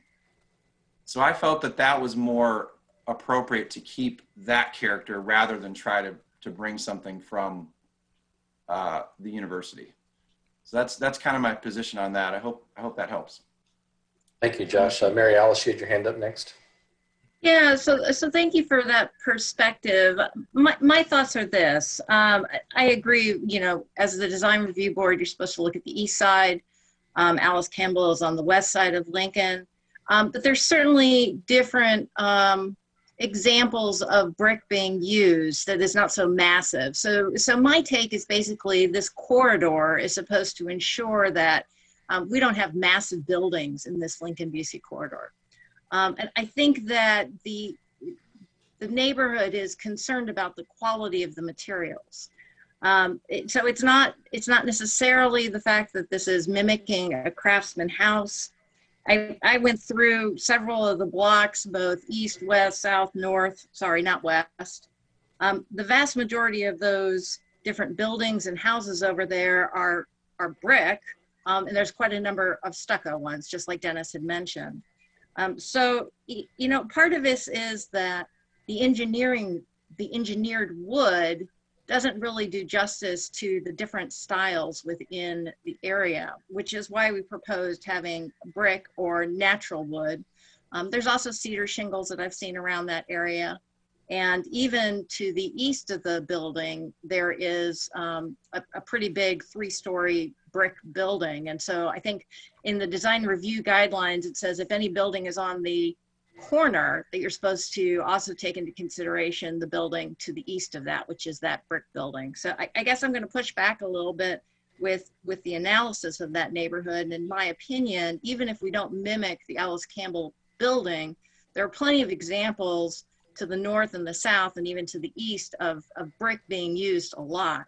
And plenty of examples with the wood siding or the cedar shakes. So if you could address how you chose that engineered wood in lieu of those other materials. This is Jacob. I'll chime in. Real quick, let me share my screen too. Let's see if this will help. So this is a view of the building to show the most recent renderings that we've completed for the project to show the materials that we're talking about. I guess before I move on to the engineered wood, just talking about the stone still, the stone material, as we understand it, is approved as one of the varieties of this material that could be used on the exterior.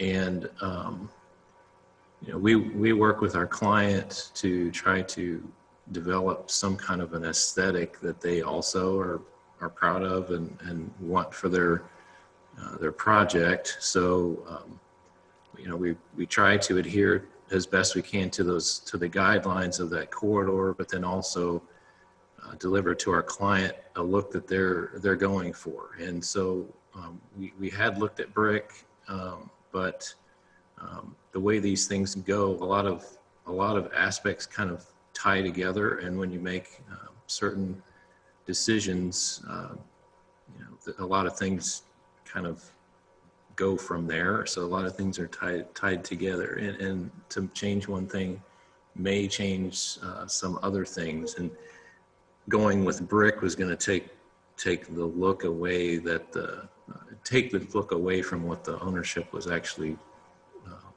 looking to go with for this development.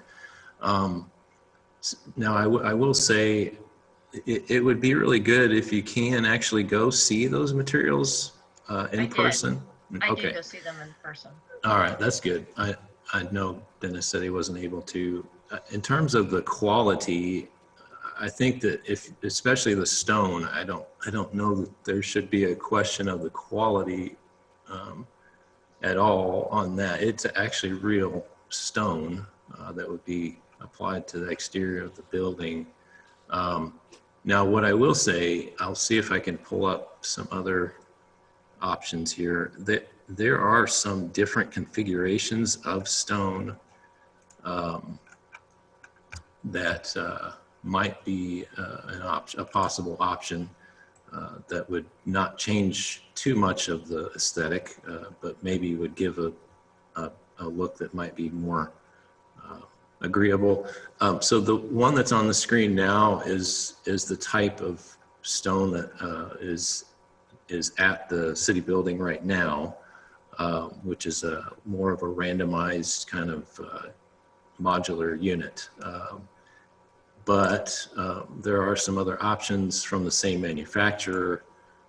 For example, this is a more of a linear stacked type stone material. And again, I've grayscaled these images because the colors are different and you can't get the same colors in every style, but I figure we can show the different shapes maybe for this this part of the discussion. So this is also a possibility to go with something more like this. It's a little bit smaller of a modular unit. And again, it gives more of a linear stacked look.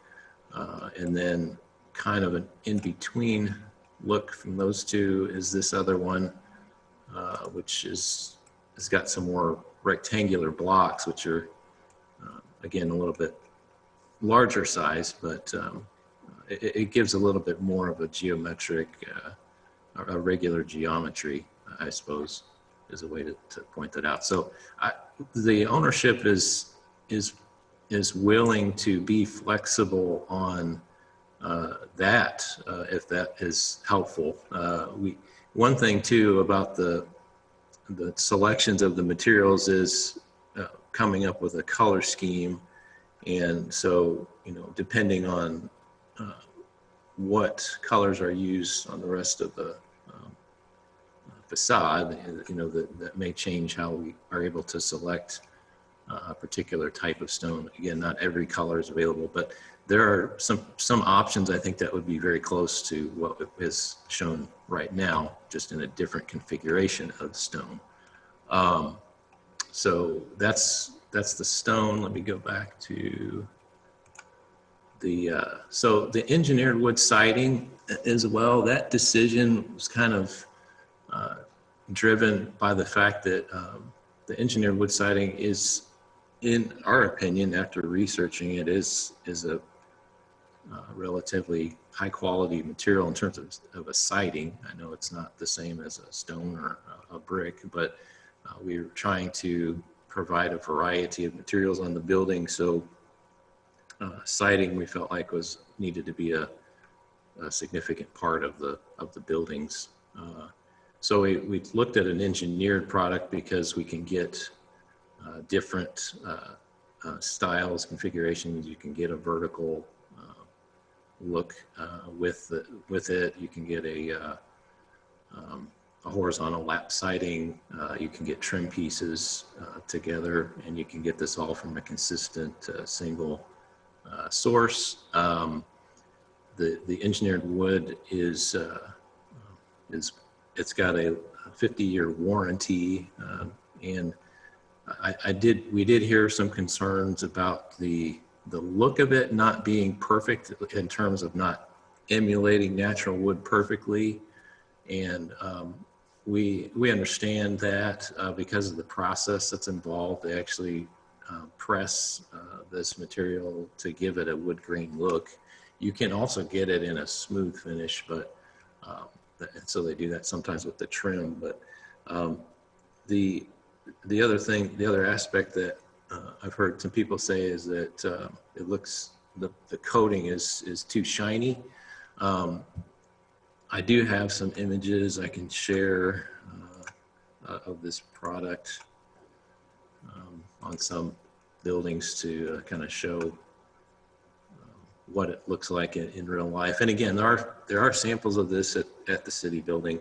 The coating that's on the ones that are at the city building is the same coating that's represented in these photographs, and we specified that because it's actually a premium coating that gives a 30-year finish warranty, as opposed to the next step down would be a standard pre-finished treatment, and you can only get a 15-year warranty on that.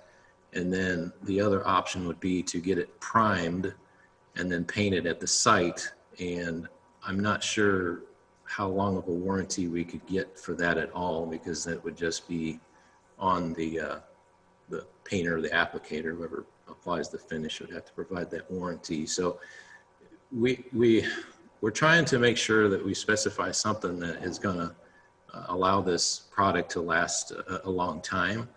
And so that was part of the reason for specifying that type of coating.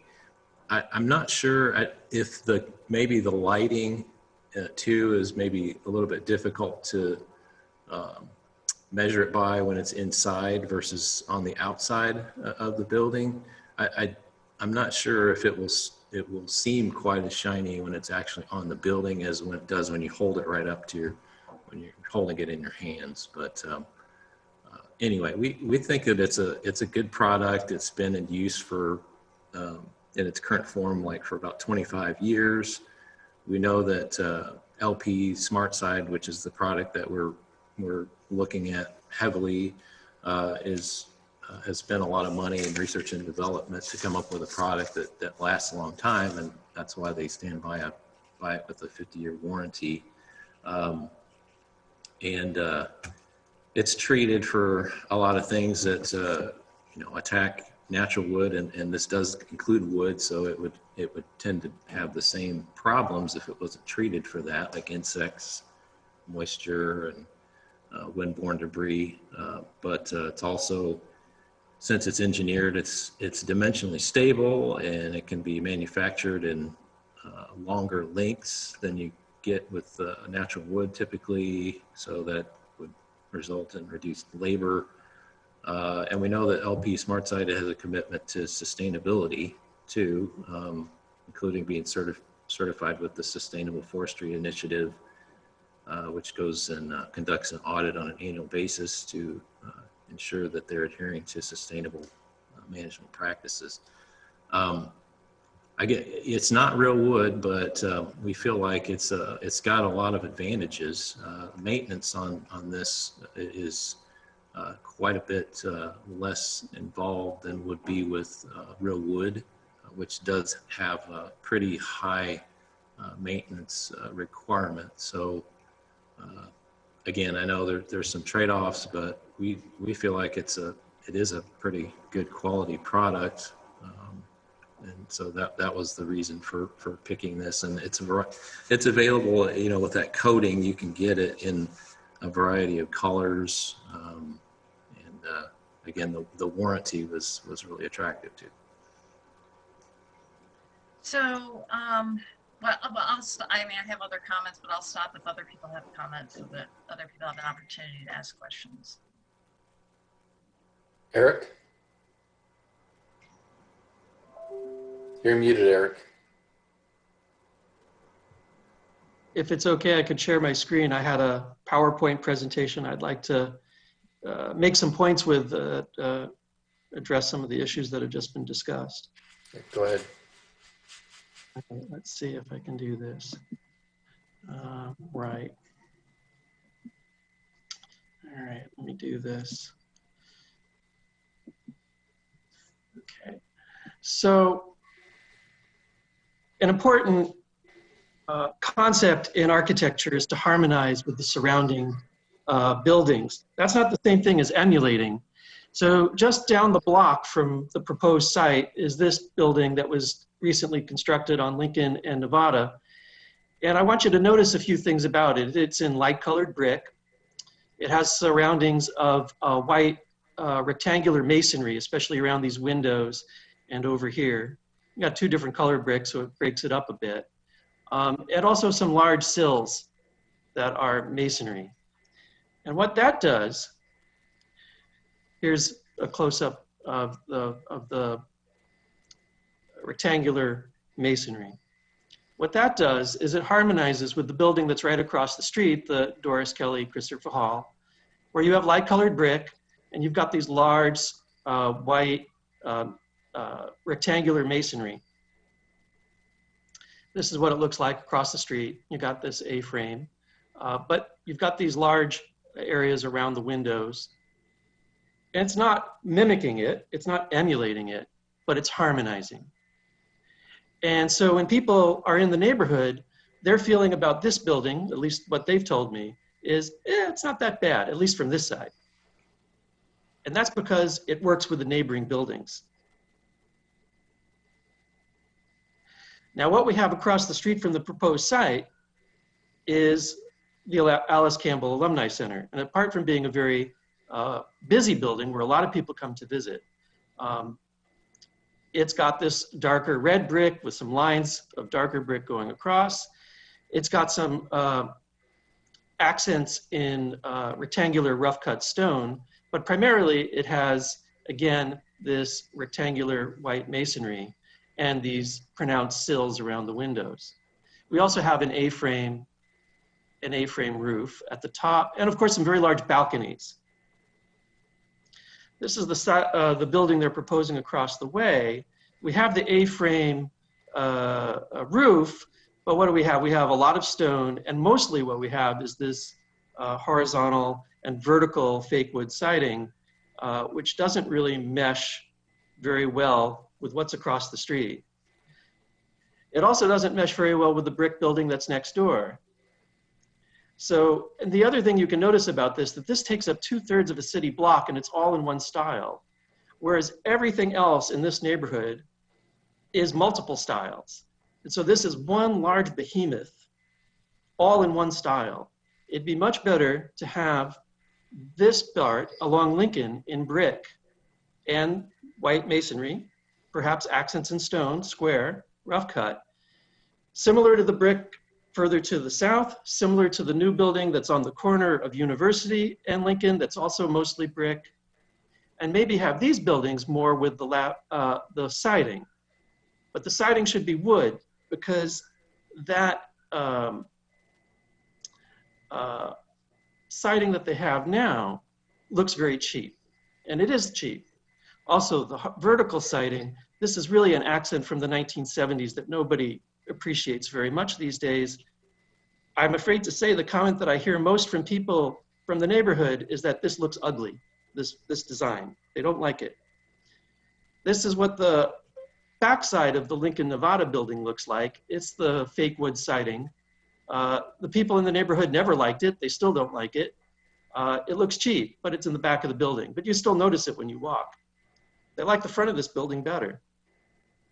This is what's there now. You've got a beautiful brick, set of brick duplexes from the 1920s or 30s, again with these big balconies.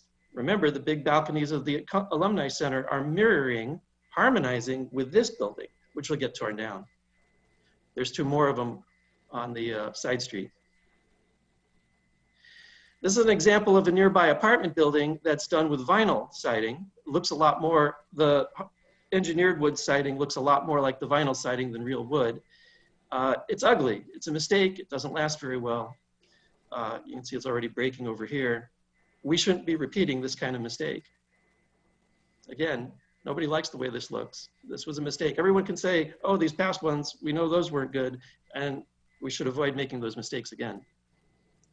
This is from the DRB, the Lincoln-Busey Corridor Guidelines. These are the exterior materials that are encouraged. What's not on here, what's discouraged, is vinyl siding. And at the time, of course, they probably didn't consider engineered wood siding. It's not mentioned at all, probably because it wasn't readily available. But I would argue it looks a lot more like vinyl than real wood. So I think I'll stop with that. My understanding was that the Design Review Board did not approve the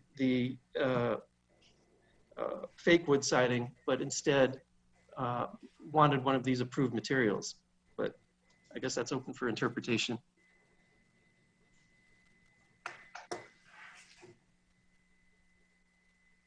Any other questions or comments? Sorry, I had my video off. Okay, Mary Alice. You know, based on what Eric showed, especially based on the fact that there's a lot of brick already, not even looking across the street. There's a lot of brick on the north and the south.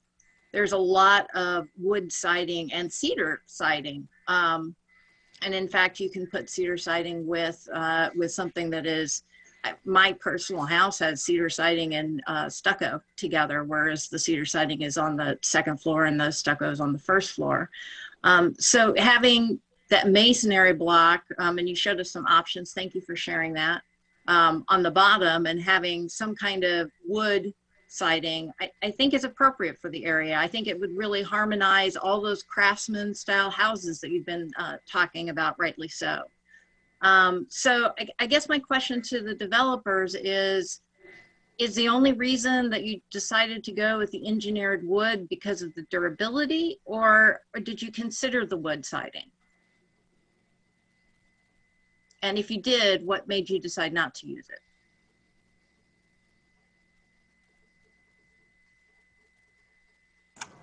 This is Josh again with Mode 3. Before I got into architecture, I did a lot of siding and framing of houses.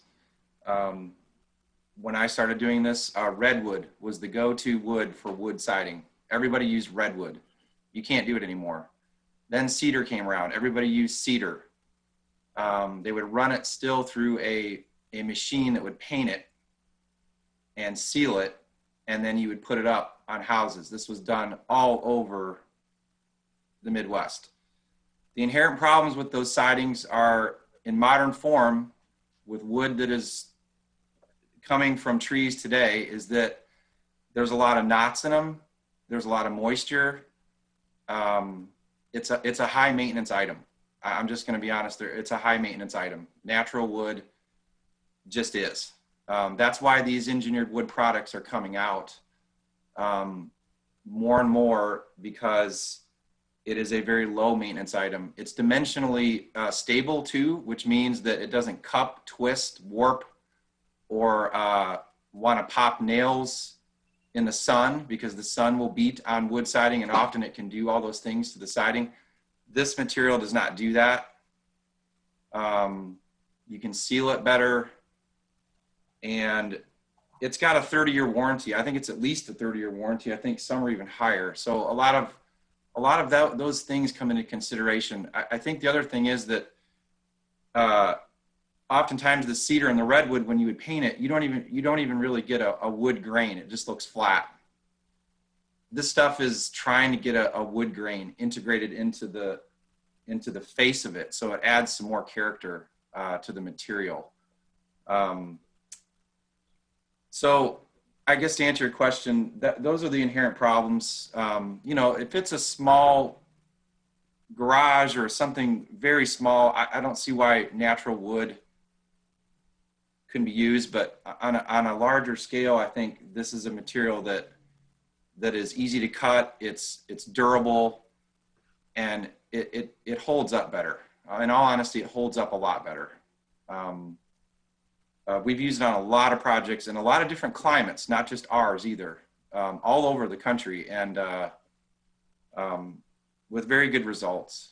I guess I'll finish up too on the stone thing. I mean, I want to push back on the brick thing, because if you look at the approved materials that the DRB allows, you know, there's the field stone that shows up right on that selection. There's the cut stone or the field stone. I can't remember what that slide looked like, but we're choosing exactly one of those items, which is an approved material. That's why we chose it. So I guess I'm hearing your perspective on the brick part, but to set this project apart and make it unique, you have to sometimes go to a material that's going to add more character. It's going to add more texture. The brick, I agree. That building is handsome, but it's got a flat roof on it too down the street. That's totally different animal than what we're doing here. So I think that with sloped roofs, which was a very integral part of this design, the stone would look better. I hope maybe you seeing more of those rectilinear shapes. Maybe we can meet in the middle on that, because some of those stone patterns were a little more like brick, but we're going after the texture and the shadow line that this material pulls off that brick just won't do. That's one of the main reasons. So I mean, maybe we can look to something in the middle of one of those other stones, because we're not excited about the brick. So I guess, and I'm not familiar with the quality of the cedar right now. I will say that my house is 110 years old, and I've never replaced the cedar. I finally have to replace actually a little bit of a dormer cedar. It's the first time that it's come free. So I know that the quality of the cedar shakes is durable for the older cedar trees. I don't know how the newer cedar trees actually have the moisture and so forth. And I did want to clarify in terms of the brick. I mean, my intention was not to replace all the stone with the brick, but was rather to have that front face of that building be brick. I think it would certainly mimic the buildings that we're taking down, and certainly take the building that is just south of that And then you can have more of the craftsman style on the Oregon and the California sides. I just think that, I think it would break up those buildings a bit, because as Eric said, that's, you know, it's almost 2/3, it is greater than 2/3. I think it's 70% of that block. And so we're tearing down a whole bunch of houses and replacing it with one big item. I appreciate that you have some of them separate a little bit closer to the Busey side.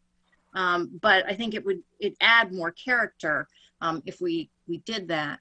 In terms of the, I mean, it sounds to me like that's just not something in terms of the replacing the engineered wood to the actual wood planks is something that you would consider. Is that correct?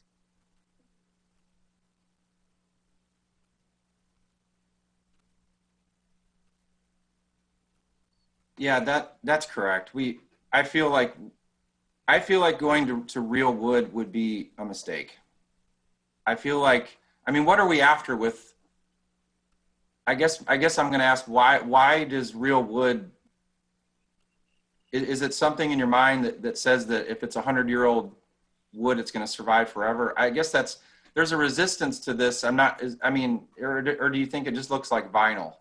I mean, I guess so. I'm confused. You know, I'll be honest with you. I actually have to have my roof replaced, and part of my roof being replaced is some wood that is deteriorated. And my roofer came and showed me exactly what you're planning on putting up there. I have a 3-story house, and I looked at that. I looked up there, and I said, "Yeah, that looks like vinyl. That does not look like wood." And I said, "We're going to replace it with regular wood." So my answer to you is that I just don't think that it approximates the look of regular wood. It's just not there yet. So that's why I've been kind of pushing on having more of a wood-like structure on the exterior, especially on Oregon and on California. Eric, did you have your hand up? Is there another product that maybe is higher quality that looks more like wood than the one that was on display?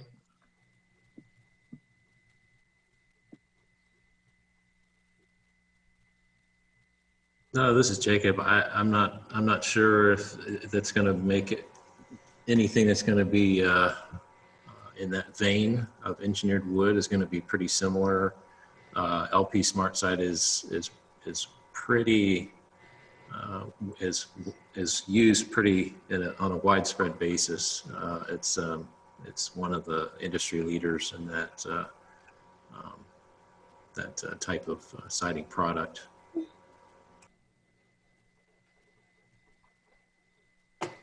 Dennis. So I really appreciate what I hear is that the developers are really thinking about the comments that we're making, and I appreciate the fact that, you know, that they're at least taking the honest time to ponder our comments. I was wondering if another closer example to the city building would be the development that's still under construction at 200 South Vine, whether we know if SmartSide siding is used in that development, because I'm very familiar with you know, the impression that it makes to the community and to the passerby as far as whether it looks like real wood or if it's, you know how today modern stair railings into your house are being replaced by plastic, and wood fences are being replaced by molded plastic fencing units. And you know, when you see them and they're painted pre-white, and you know right away that's not wood and that's not a real material, that's plastic. And then you see that a year later that fence is like falling apart. These are the kind of concerns of quality that that is kind of being addressed by the questions that the city council is having, and is, I think, were brought up in the design review board too. Material quality has, you know, it's just like when you can walk into a new house and you know that the floors are plastic, even though they're pretending to be paneled plank wood floors. They just don't look at, there's just nothing that looks the same. Now, on the exterior of a building, sustainability and durability are maybe even more acceptably decision factors than perhaps your personal living room floor, which you probably would rather have it being natural oak rather than the vinyl planking that you can get at Home Depot. So so I mean, I appreciate this conversation. I don't know where it's going to end. I think I'm sort of more interested really in finding out about options for the stone cut lower first floor, ground floor treatment. So if you're not seriously thinking about brick as being an option for those, really when you look at the facade in the front, we're really only talking about the facade being clad on the first floor level. The upper stories are going to be, over this wood product apparently.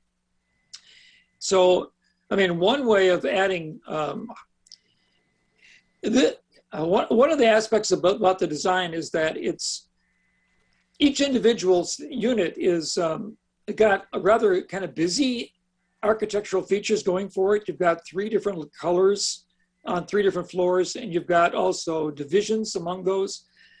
So you get the kind of a confused harmony, and yet on the other hand, you get kind of a massive front along Lincoln because the building is visually one solid block. It may have passages dividing into thirds, but the passages are disguised by the fact that they're roofed. Even though there's not a door, the roofing of those passages presents what looks to be like a solid unit, but it's the repetition becomes common on that facade. So I guess I'm kind of interested in knowing about choices in the brick lower floor, ground floor surfaces. I saw some in your designs that are being offered by manufacturers that perhaps would interest me more than the rough cut surface that you've chosen for the ground floor. And if you would be interested in some of the other brick, and they're still going to be, I guess they're still going to be gray, but they're going to be, the shapes are going to be somewhat irregular, but they're still going to be rectangular generally. I would be interested in knowing about, are those options that the community would prefer? But the only way that we're going to find out about feedback on that is to postpone our decision tonight and come back to it to allow the community to weigh in on that and perhaps evaluate it, because it's going to be really hard to evaluate it and make a decision tonight when we don't really, I haven't even seen the proposed brick that is sitting in the community development office because I couldn't access it. And I haven't seen what it might look like with these other options, which one of them actually rather appealed to me. So, so I'm not helping you any, but I'm just offering the fact that I appreciate your willingness to kind of debate what might happen here with us.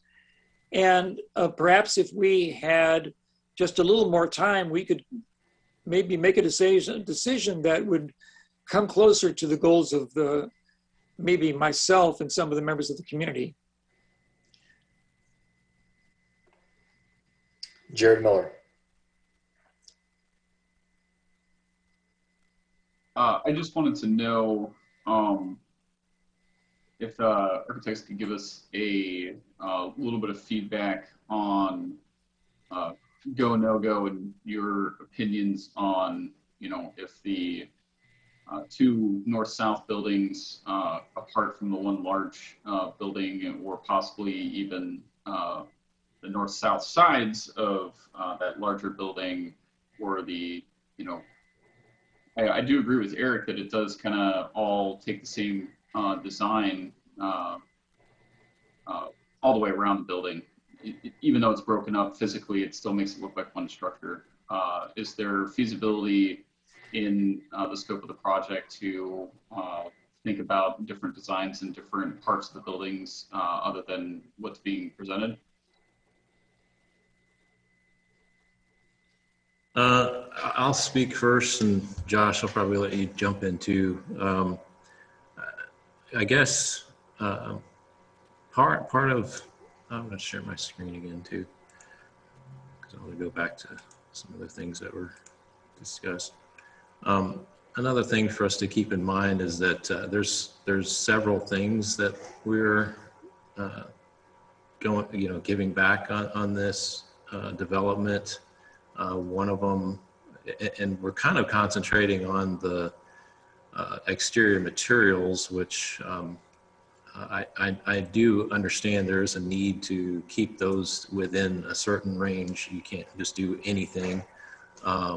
But in terms of the aesthetic, I guess is what I'm thinking is, if that's one aspect, and that's a difficult one because the ownership has an idea of what they want this to look like, and having this continue across all of the buildings was intentional because this is a consistent development. They kind of want this to feel like it's all part of the same thing. And I also brought this up to show that one of the other things that we're doing is preserving trees. That was an aspect of this design. And there will be several trees in front of these buildings. So a lot of these facades are actually going to be obscured by trees. We do feel like it's important, and we were directed by the DRB to do better on preserving trees. So I guess let's keep that in mind. And back onto the discussion of the building mass, I know that we looked at the 809 West Nevada project.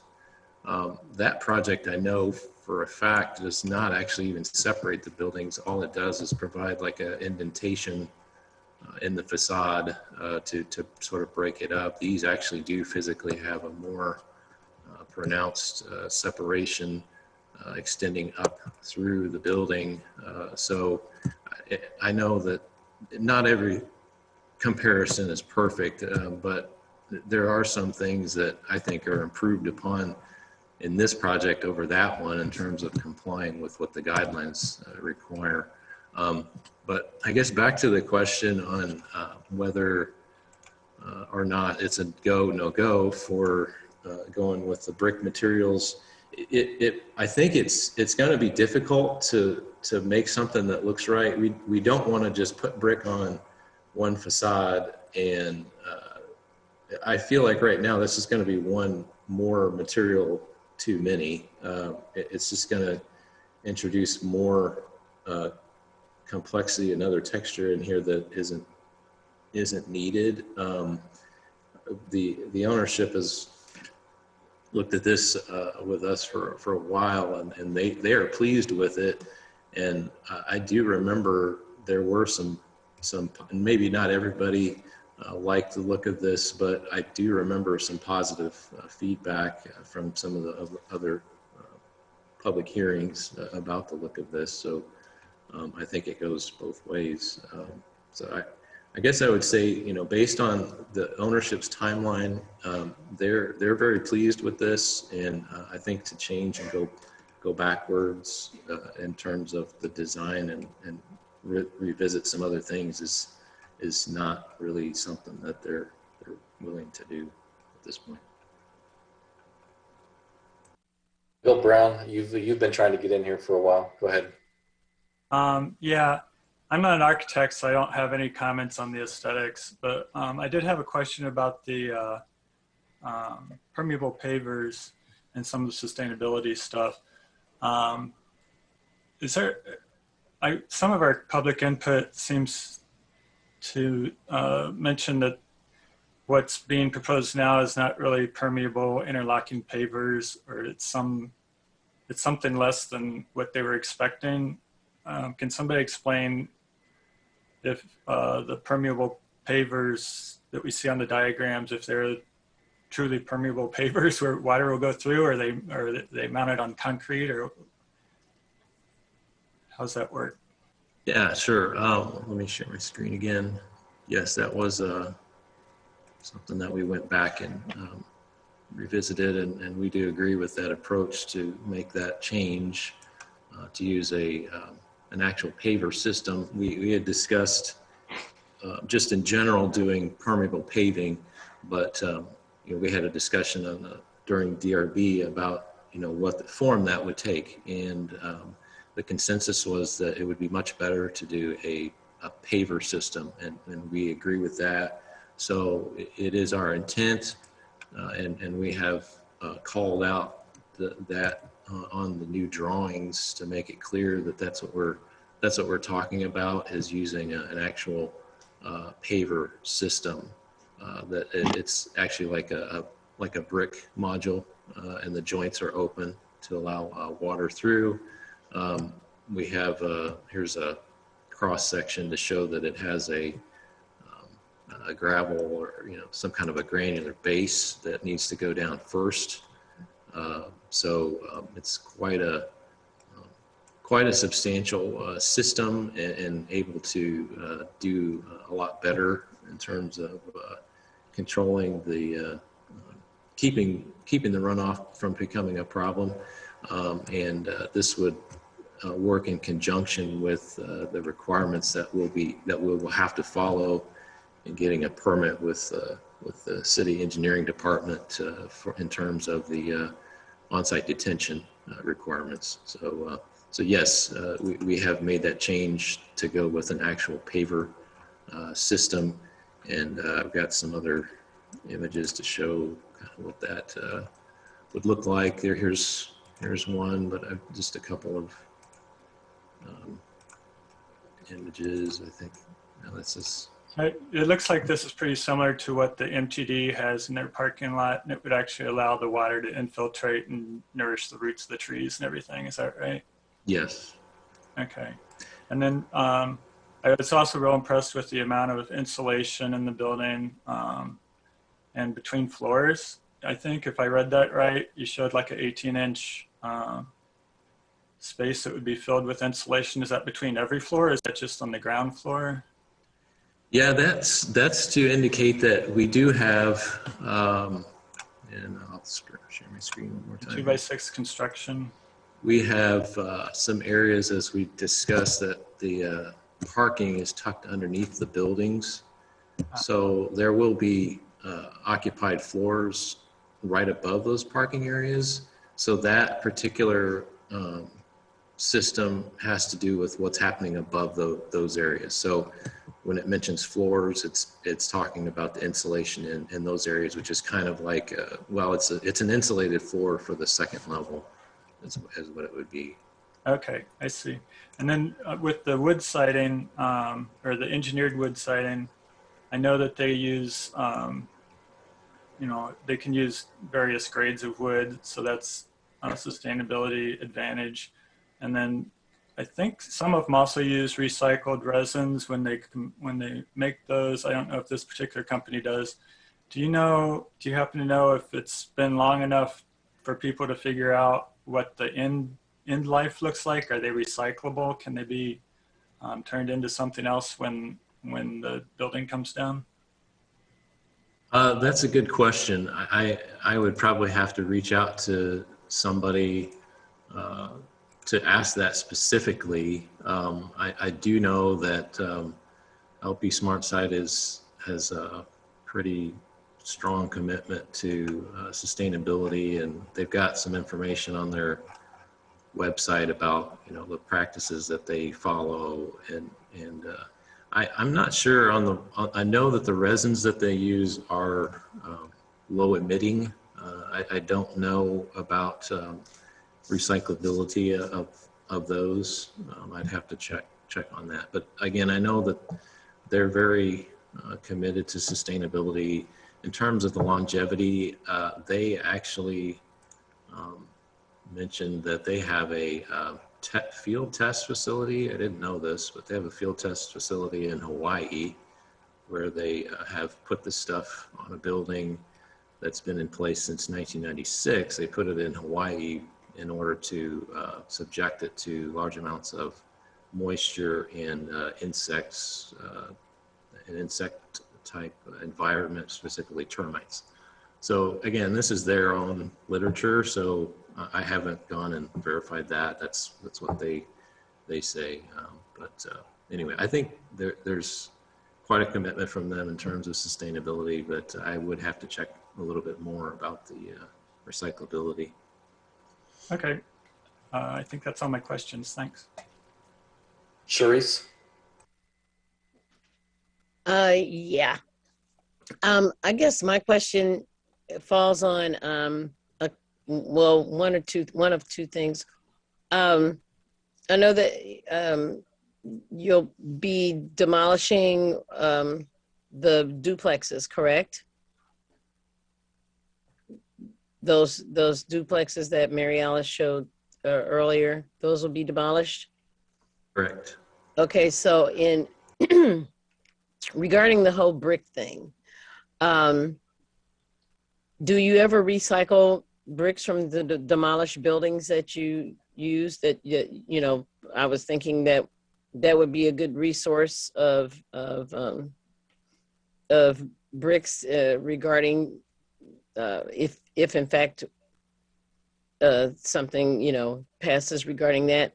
The other thing is with the rectangular stones that of some of the stuff that was shown. Do those come in different colors? For example, maybe if it doesn't have to be a brick facade, but something closer even to what the color scheme is across the street, in the sense that instead of having the grays and the light grays and the eggshell grays, that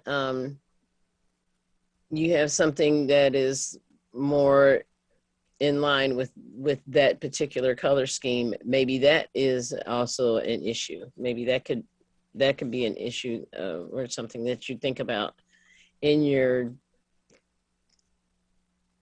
design. Could you give me any information about that? Yeah, no, that's a good point that you bring up. We can examine that. The color scheme, definitely, if we do a different style of or shape of stone, we'll have to look at some other colors maybe, but we think that the color scheme will try to be close to what we've come up with already, but we would like to keep it sort of in that vein. But I guess to your point, instead of going with the more random rubble shape, these other rectangular cut stones do start to look more like the rough cut stone that is a kind of an accent on the front element across the street at Alice Campbell. So I think that maybe there would be a chance to harmonize in that regard. And then to your point about the bricks coming down off of the building, I know that the contractor, there's a few contractors that do demolition in the area, and they do take the materials, and those materials are able to be used again on other projects. And I don't know many more details about that. That's usually included in their price to do the demolition work. Then they are able to use those materials and have them used for another purpose. But yeah, I'm pretty sure that those bricks would get reused in some fashion. Is there any way that they could be reused in the building of this particular project? Or would there not be enough? But I'm just thinking in terms of, because this isn't my ward, but I'm thinking in terms of what it seems the neighborhood itself, the continuity that they want to try to keep in the design and as Eric put it, the harmony of that particular neighborhood. So is there any way that those particular bricks could be recycled and used in this project? Is that something that could be done? That might solve the brick problem or something thereabouts. Yeah, no, I think that that comes back down to the look of the building aspect. I think that the ownership is not interested in preserving that specific brick for this project. Again, I think that the stone is the preferred masonry for this particular project. So that would be a no. Correct. Okay, so my other question then is regarding the color scheme. Maybe not so dull a color, maybe something that is more harmonizing, again, with what's across the street, that might actually help bring, if you're not going to, if you're not going to consider anything else, that maybe, like I said, the neighborhood wants to consider that type of aesthetic, what's across the street within their neighborhood. Do you consider any of these things at all a possibility of changing the color scheme,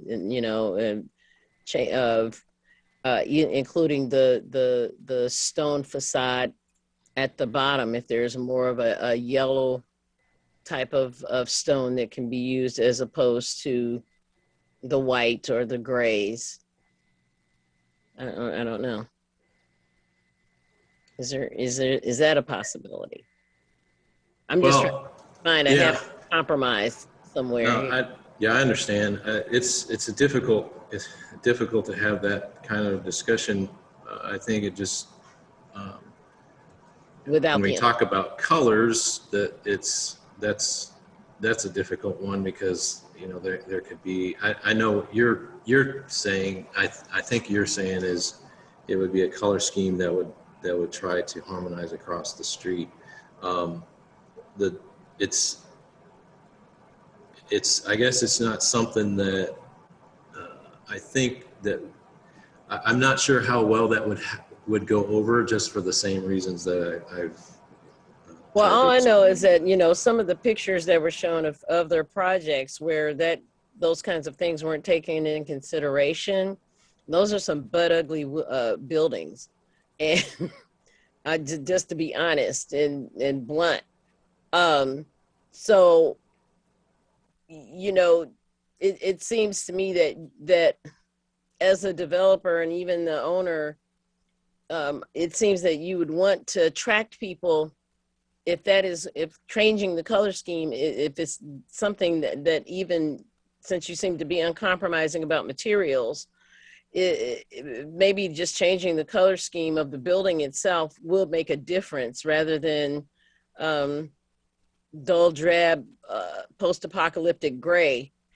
And I'm sorry, that's what I see when I see because I see plenty of gray buildings, but that particular neighborhood seems to have a composite of different colors and different types of buildings. And I'm not saying that you have to go with the Santa Cruz gold or the terracotta orange or something like that. I'm saying that something that complements the area, that could make everybody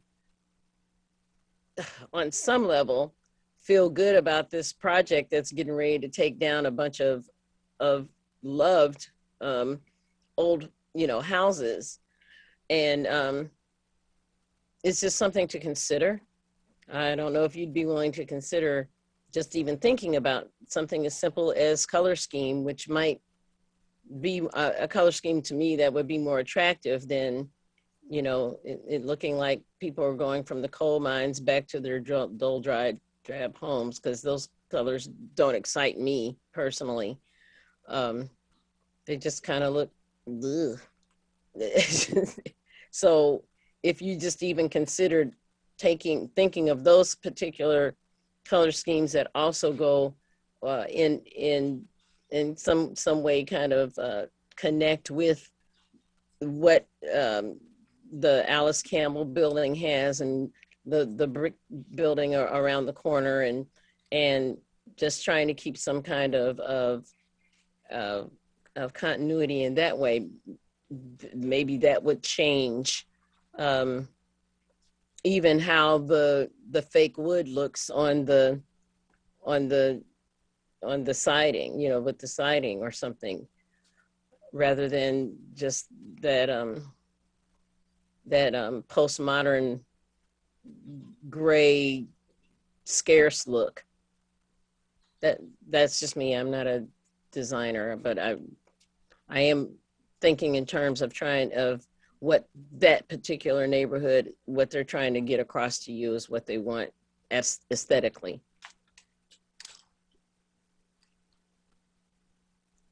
Well, yeah, I appreciate your comments. I know we do have to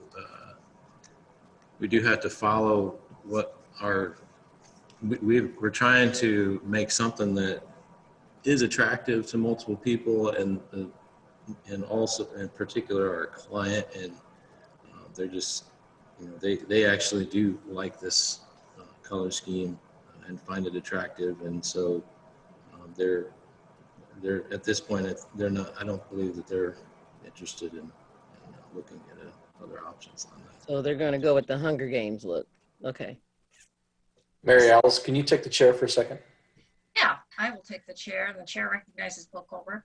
Thank you. Yeah, I wanted to weigh in as well. Give everybody else a chance. We've discussed this pretty extensively. I'm actually going to go completely against the grain from what everybody else has said, except for the designers. What one person considers trash, the other person considers treasure. I think that the U of I buildings are beautiful, but those are U of I buildings. I don't think that it's necessarily a value added to the neighborhood to replicate in some form or fashion the Alice Campbell building across the street. I think the building needs to be look more like a residential building than it does an industrial building.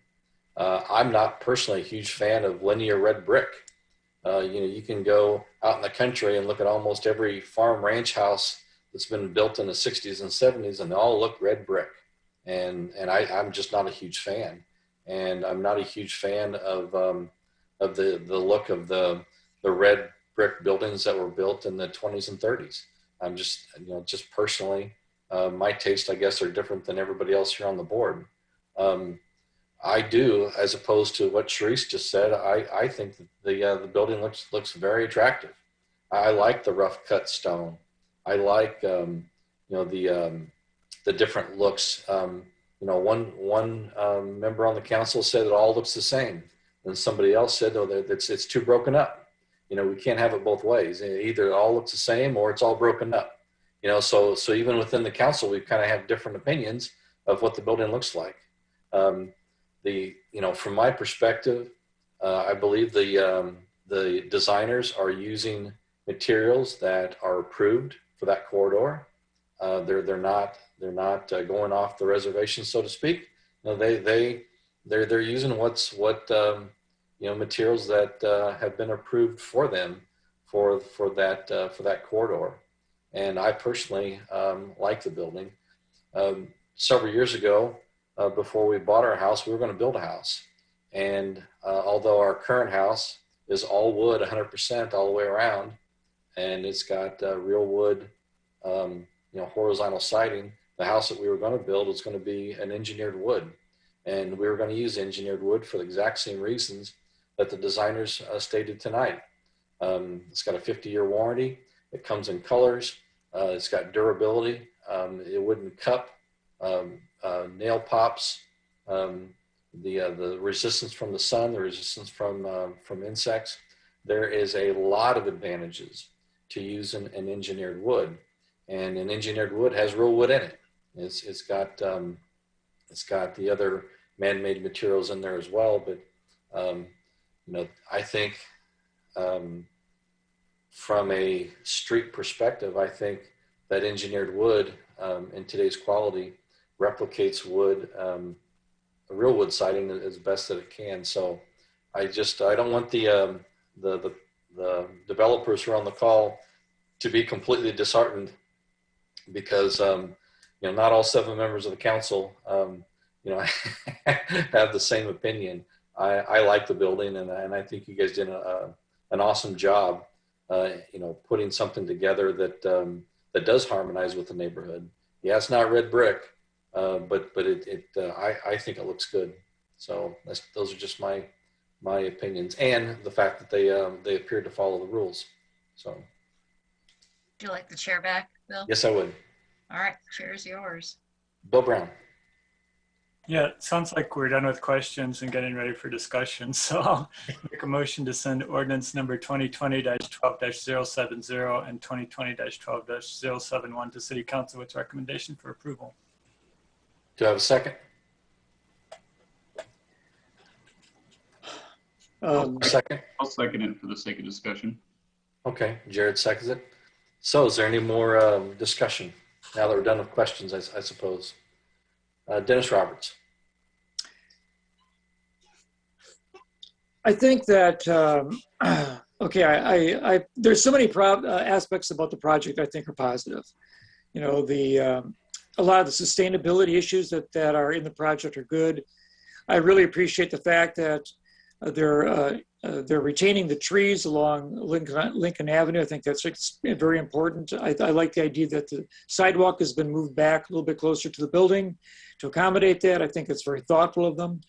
I like the idea that they're willing to add interlocking permanent permeable pavers to the interior in some of the parking areas to allow drainage to protect the trees and retaining some more trees by eliminating a few parking spaces, which I think is appropriate. So there's just so many aspects about this, the prepping for electric charging for vehicles, for having solar panels on the rooftops. All these things are very positive to me. The whole project is maybe slightly oversized, what I would like to see at this corner, but I could live with that perhaps. I think that maybe the one thing that could be done that I think would actually make the materials being used harmonize somewhat better to maybe what one would see in construction within the community itself would be to consider changing out the rough-hewn brick to a more slightly rough but more regulated rectangular modular brick, which actually was shown perhaps in the last gray slide that the developer Jacob had shown to us, that maybe they're not all identical like brick, but that they're more or less similar in shape and they're slightly staggered. I think that look could actually sort of say to me residential rather than office, or maybe what I would call student housing approach to brick. I think it would look more residential, and I think there would be slight moderation in maybe the coloring of those bricks, even though generally they would be of a uniform tone. I think that would I think improve the frontal look of the facades probably extremely well. And I think that would be the one thing that I would suggest that developers consider seriously. Maybe I'd like to see then, if this goes to the city council, generally I think I really am ready to approve this in general, but I would like to see what it would look like and maybe samples of this other choice to be made available to us so we could look at it this week, or maybe bring in photographs so we could see it. If we can't see it physically, we could see it virtually through the next Zoom conference that we have about this. So I'm mostly pleased with what I see. And I appreciate all the effort that the developer is doing to try to accommodate the needs of the community and the design review board. But maybe we just need to go like one step farther, and we'll have something that brings the harmony that we're looking for more together in a sense of a residential construction. So to me, it doesn't have to be orange or yellow brick. like across the street. It doesn't even have to be red brick, but maybe there's a tone of sandstone that just would work in a really nice way with the project and ought to be considered perhaps. Thanks. Mary Alice? So I'm going to move on from the exterior because I think we've had a big discussion about the exterior. I do want to thank the developers for basically moving back the building a little bit and saving those 5 trees along Lincoln Avenue. I did have a question about the trees that were chosen. So there's 5 trees that are being taken down because the building is going to cover them, so you can't save those. And the trees, I think there's 7. I counted 7 trees that are being planted to compensate for some of that. Some of the trees are not necessarily canopy trees. And I'm wondering, so I'm looking at the 2 trees interior to where the parking lot is. I looked it up. I'm not an arborist, but according to some websites, they're considered loose canopy trees. And then there are some ornamental trees on the north side on California. So did you choose them? I know that you talked to the city arborist about the specific varieties of trees that would be appropriate. Was it the city arborist who chose it, or was it you and the developer who chose those? Yeah, this is Josh. I can answer that. That selection came from the arborist. We sent him those specific. Okay. Yeah, and we're open to whatever. If that's not what you think it should be, or if there's a difference of opinion there, then I think we need to bring it up with the arborist. But those were his suggestions for those particular spots. My second question is that there's been some conversation about the pavers in terms of interlocking pavers, and do you consider your system an interlocking paver system? I'm not too, I don't know all the engineering details of those paver systems. Yes, it's interlocking. And that way, when a car is on the pavement, rotating wheels back and forth when you're turning, then the pavers don't come loose. Because when they're in parking spaces, you're going to have wheel turning when you're trying to back in and out of spaces. So they need to be stable. So when they're set, there's multiple layers of rock that go below them. And then in between the joints, they brush in or broom in and vibrate in using a vibrating machine, a stone that goes in between the joints. And it's all done in a very specific way to allow the water to infiltrate down through the joints. That's the whole idea. But it is stable enough so that it will hold up to wheel turning is the idea for the systems. That's why they're advertised as their own systems. You can't just go and just put bricks down and like you would on your patio. Sure. It won't work. This is a pretty specialized thing. So, one of the things that the DRB talked about was increasing the amount of permeable space. So right now, what is hashed on the design are just the actual parking spots that don't have an overhang.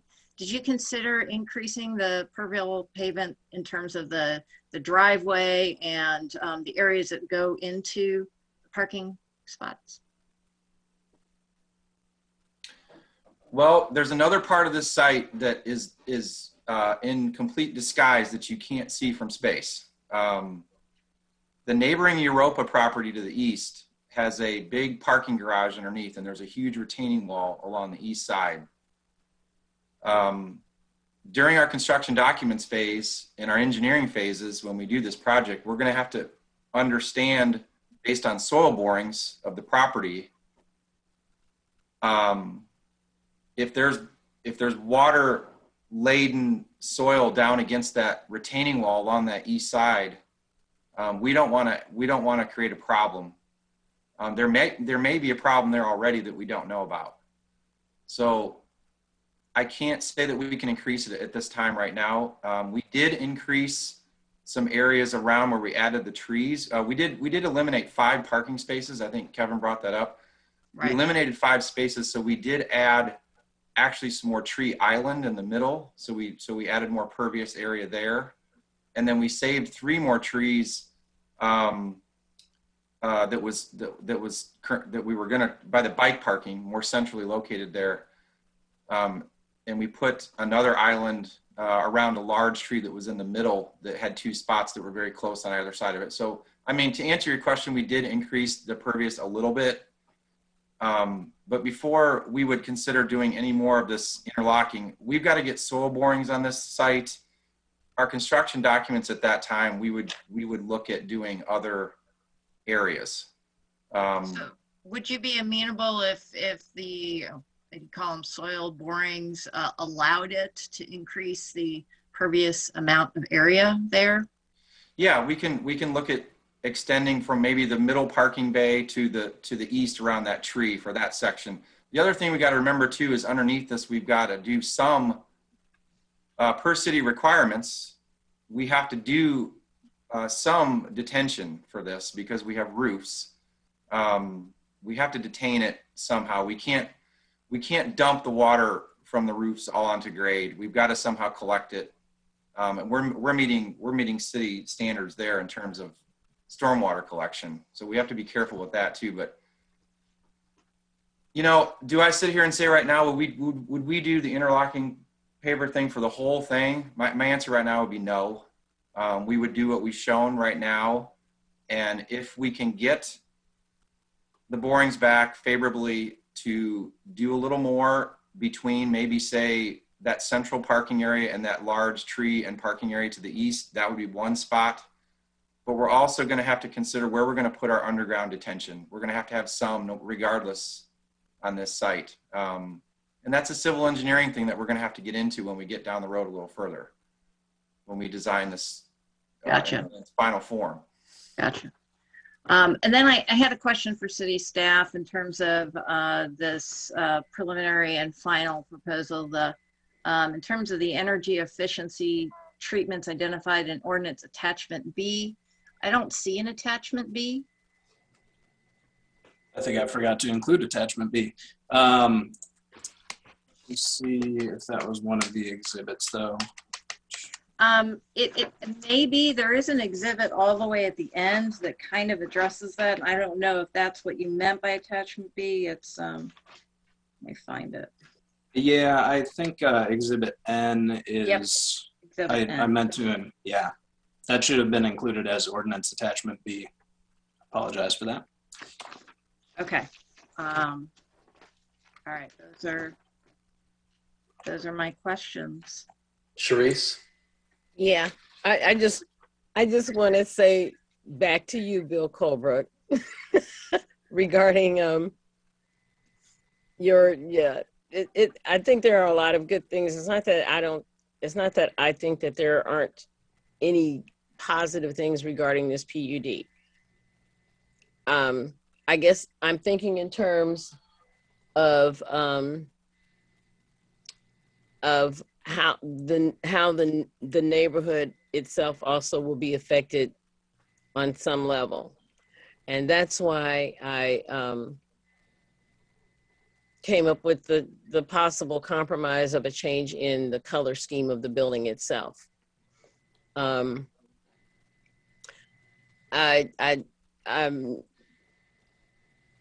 feel that, you know, there's some things that can be taken in consideration, even if you're not going to have a brick facade, but they want something that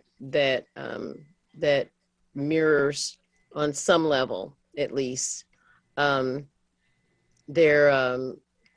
their neighborhood, how, you know, it's not just a gateway, it's a gateway into this neighborhood as well. So that was all I wanted to say, and that's why I was hoping that there might be some leeway on the color scheme of the building,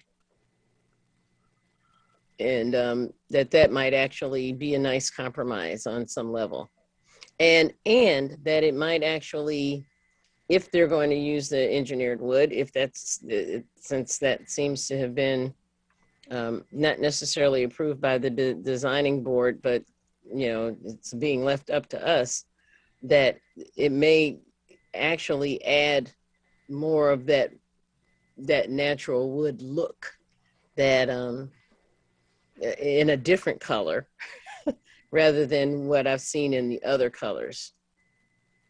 So, you know, the examples of the other colors, because it does look fake. Maybe in a different color, it doesn't look as manufactured. Well, diversity of opinion is wonderful, and I appreciate yours and everybody else on the council as well. So, Eric, you had your hand up as well. Yes, one question for the developers and one for staff. For the developers, what is the difference in permeable area currently relative to the permeable area in your current design? And for staff, one of the emails we got from one of the local residents said that there was insufficient capacity in the sewer and storm drainage system in that area, and they were concerned about whether this building would put too much pressure on those. And they mentioned sewer backups becoming more common. So that's a question for staff. Thank you. Sure, I'll jump in first and answer that staff question. So we take, as with pretty much all proposed developments, we take this to our development review team and run it by our civil engineers in Public Works, and they had no concerns about this overloading the system in some way. Tim Cowan is on the call, so if he wants to jump in, he can add anything to that as well. Yeah, this is Tim. Just in regards to that, all the development and stuff, whenever they go through the formal design process, they're going to be subject to complying with our city ordinances that have stipulations on exactly what the designers were talking about of, you know, they're going to have to provide adequate detention so that they're not, you know, providing undue issues to the downstream drainage system. So that'll all be reviewed and we'll have to be compliant with city codes.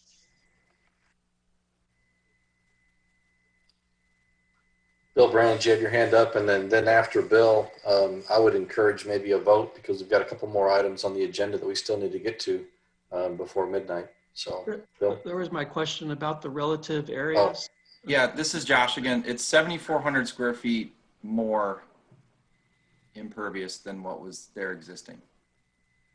What percentage would you say? I'm looking that up. A lot of that is the parking that contributes to that. The current site is underparked. They wouldn't even come close to meeting what would be required. I can't remember what that was. I'm trying to look it up here. I think it's 24%. Yeah, 24% increase.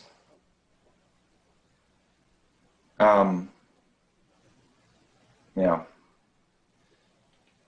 I was gonna jump in just to summarize our side. I know we're getting late, but I wanted to show one last thing if I could.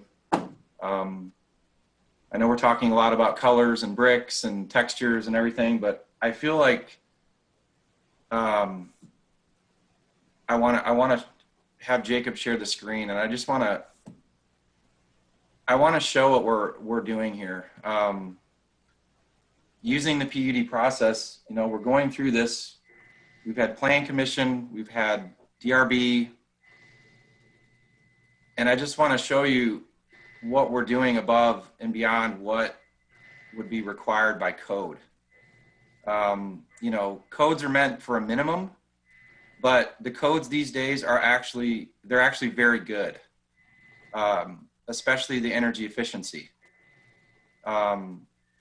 You know, we're asking for an increase in floor area. We need to remember, I just want the council as a whole to remember it's not just about what you're seeing and what we're showing in these images. We're also looking at other factors here that need to be considered. And going into this, we could have just done one building like I've explained before. We didn't. We did 5 separate buildings. We went into this trying to preserve trees. We're preserving 23 of 28 trees. And we're providing 7 new ones to replace the 5 that are being removed. I want to also point out that per discussions after DRB, we've reached out to the University of Illinois to take the wood from the trees that we're going to have to take down and do something with them. You know, there's actually things that you can do to donate the wood. We're gonna do that. I just want to show the comparison of what we're asking and then the items that we're going to provide. And I think that, in all fairness, I think we've done a pretty good job here of trying to offset our ask of an increase in floor area. And I want to remind everyone that floor area ratio is not some hard and fast number. It's increased on this project specifically because we broke this up into multiple buildings. We have more staircases to get people up and down to the units. And by doing that, it put us over. So our ask is, in my opinion, minimal, and we're giving a lot with this. I think the other thing that I want to just display one more time is, you know, what you see from across the street. And if Jacob, if you find those images, you know, if you're standing on the University of Illinois side and you look across the street, this is what you're going to see. Folks, these buildings may be old, but they're in bad shape. We have fire escapes that connect apartments inside these buildings, and they are not safe. The other thing that has been hidden from all these conversations that we've had for 3 months, from DRB to Plan Commission, the first city council meeting, nobody brings this up. I'm going to bring it up. Not one of these structures is code compliant up to modern living standards in any way, shape, or form. They've been retrofitted again and again and again. The brick on some of these buildings, that brick on those 2 duplexes, it's an inferior brick. It was cheap back then, it's cheap now. And we even debate that some of these structures may have even been re-bricked. It's hard to tell, but it's possible. The foundations on these structures have major problems. Steps don't comply. We have garages that are falling apart. We can go on and say how amazing it would be to fix all this stuff up. I dream too. Yeah, it'd be great. But the reality is it's inferior construction, a lot of it to begin with. And this is the image right there that you see from across the street from our University of Illinois. Do we want to keep this? My opinion is no. My opinion is that this corridor per the zoning is meant to have a slightly higher density for the comprehensive plan. We've talked about all that. We're going to clean up power poles that are in the way right now. I just want to emphasize that a lot of what you're seeing here, that's not even wood siding, it's vinyl already on the buildings. The stone that's on that house right there was done by somebody by themselves, probably over the weekend, 40 years ago. I argue that it's even original. So I think we need to really, really have a conversation. Well, we don't need to have a conversation. It is what it is, people. It was, in its heyday, the thing. Yes, I agree, these were all single family homes, but they've been chopped up. They're not anymore. We have drainage problems between these buildings that you wouldn't believe. There's water all over the place. I think that I want your consideration for this from our side. We have done a job to come in here and meet our clients' needs. They need 70 units. We're creating studio and 1-bedroom units that meet modern living standards, energy efficiency. None of these structures that you see here have any of that.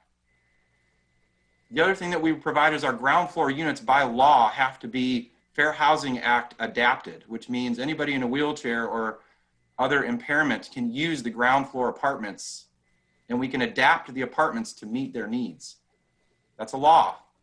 None of these structures would be able to have that without ramps and elevation changes and lifts and other things that, I'm sorry, they're cost prohibitive. We'd never be able to pull it off.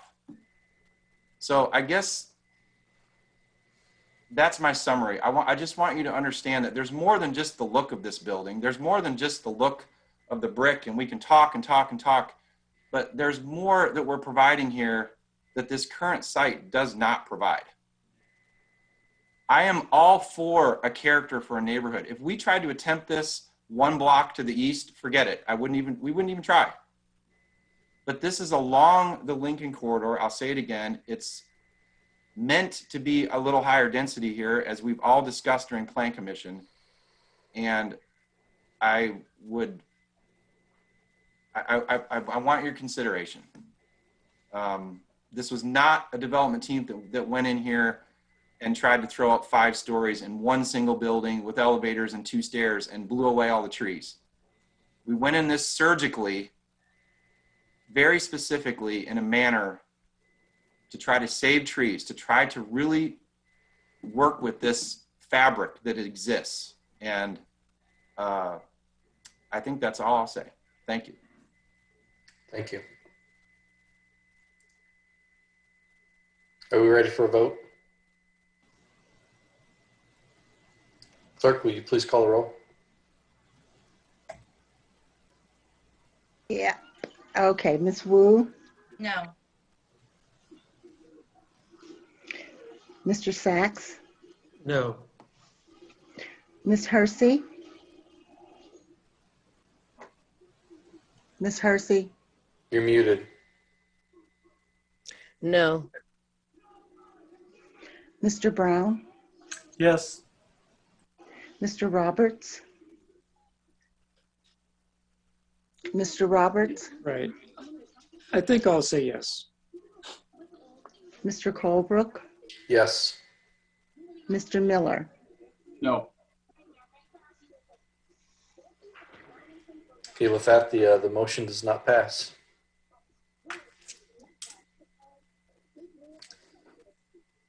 Next up on the agenda is ordinance number 2020-12-071. No, And I an think ordinance Sharice had a approving. question. I'm sorry? Sharice? Yeah, I just wanted to ask, is it, will we be holding this over for another COW meeting or what? This particular item again? Ms. Clark? Yes. You have a question? Yeah, what's the Yeah. guidance?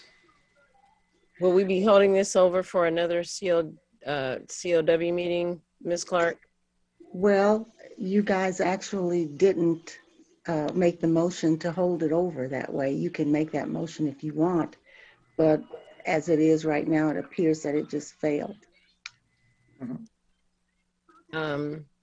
Well, I'd like to make a motion that we possibly carry this particular item over to another meeting for discussion, pending, because the architects said something about looking into other materials or whatever that would be more amenable, possibly to the community.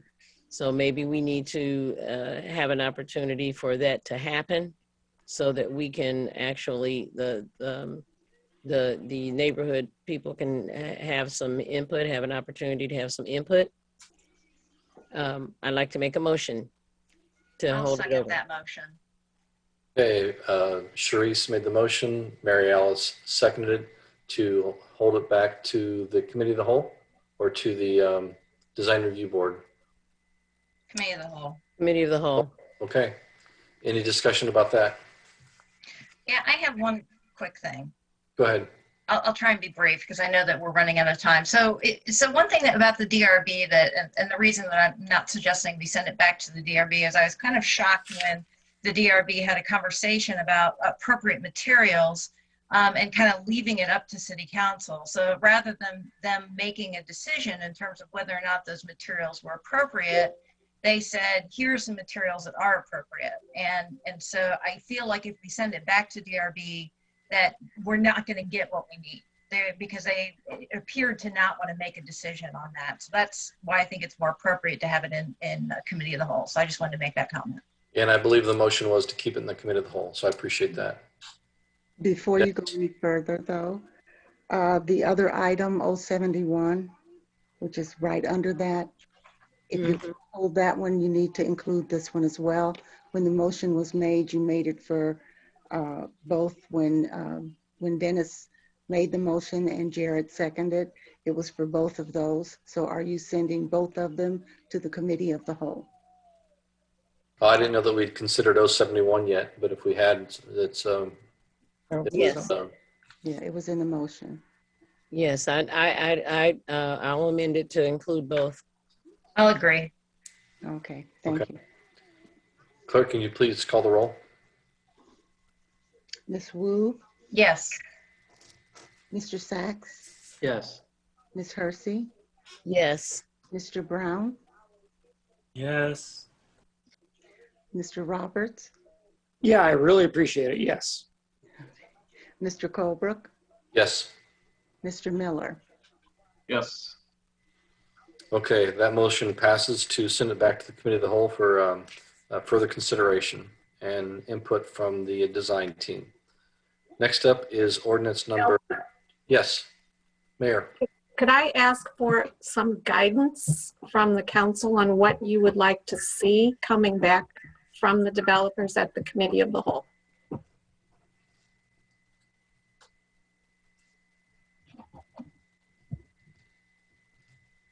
I've got some. If I could be recognized. Yes, go ahead, Dennis.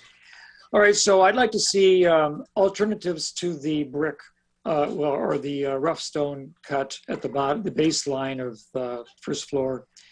I'd like to, and I would like to actually see the materials if they would be available, either in some manner, so that I could evaluate the appearance. And also then it would give an opportunity for the community to, well, we're not going to be meeting again for 2 weeks, so it'll give the opportunity to the community to see these materials as well and chime in on how they respond to them. Okay. Eric? I'd like to see the developers reach out to the community and get some feedback and show us how they've integrated the feedback that they receive from the community. I think that's been missing from the very beginning. I think the developers have missed an opportunity, and I think this is an opportunity for them to get this right.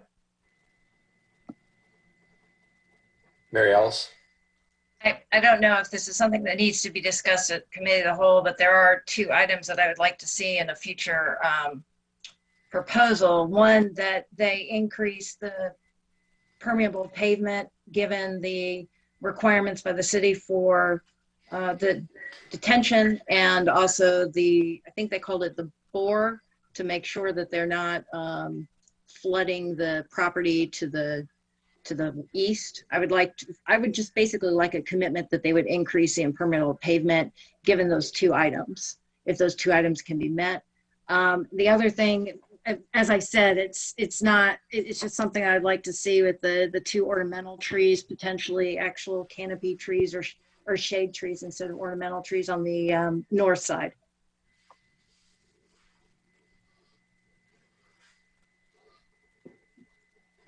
Any more suggestions? No? Okay, we've got 3 more items on the agenda. 1 ordinance and a discussion and the council input. We're coming up against 10:30 in 7 minutes. Can I have a motion for an extension now before we get involved in the human rights ordinance? There's some people that have their hands up still, Bill. Jacob had his hand up and Will Thompson has. I don't. You don't see it? No. It's raised, the little hand in the corner of the square. If you see mode 3, Jacob Uni. I can't say his name. It's the architect. Yeah, yeah, Jacob. Okay. Yeah, I had my hand raised because I've gotten notified by the developer that they do not wish to continue to another meeting. So I just wanted to make sure I relayed that to you guys. Appreciate that.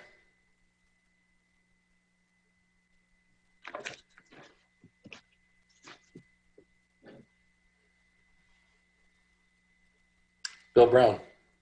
I'd just point out that if somebody wants to make a motion on the winning side to reconsider, you can still do that.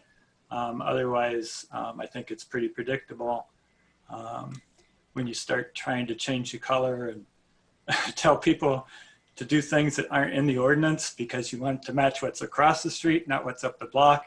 You know, that's what's going to happen. But if somebody on the winning side wanted to make a motion to reconsider, we can try to vote again.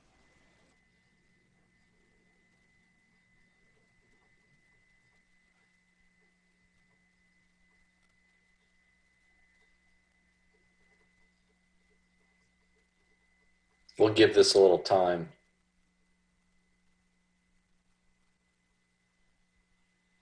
I just want a clarification, Bill. Are you making a motion? Mary, I was having a hard time hearing you. Sorry, I just wanted clarification. Are you making a motion, Bill?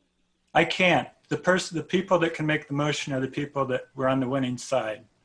If one of the 4 people that voted no wanted to reconsider and change their vote, we could vote again. But if one of the 4 people don't make a motion to reconsider, then it just dies.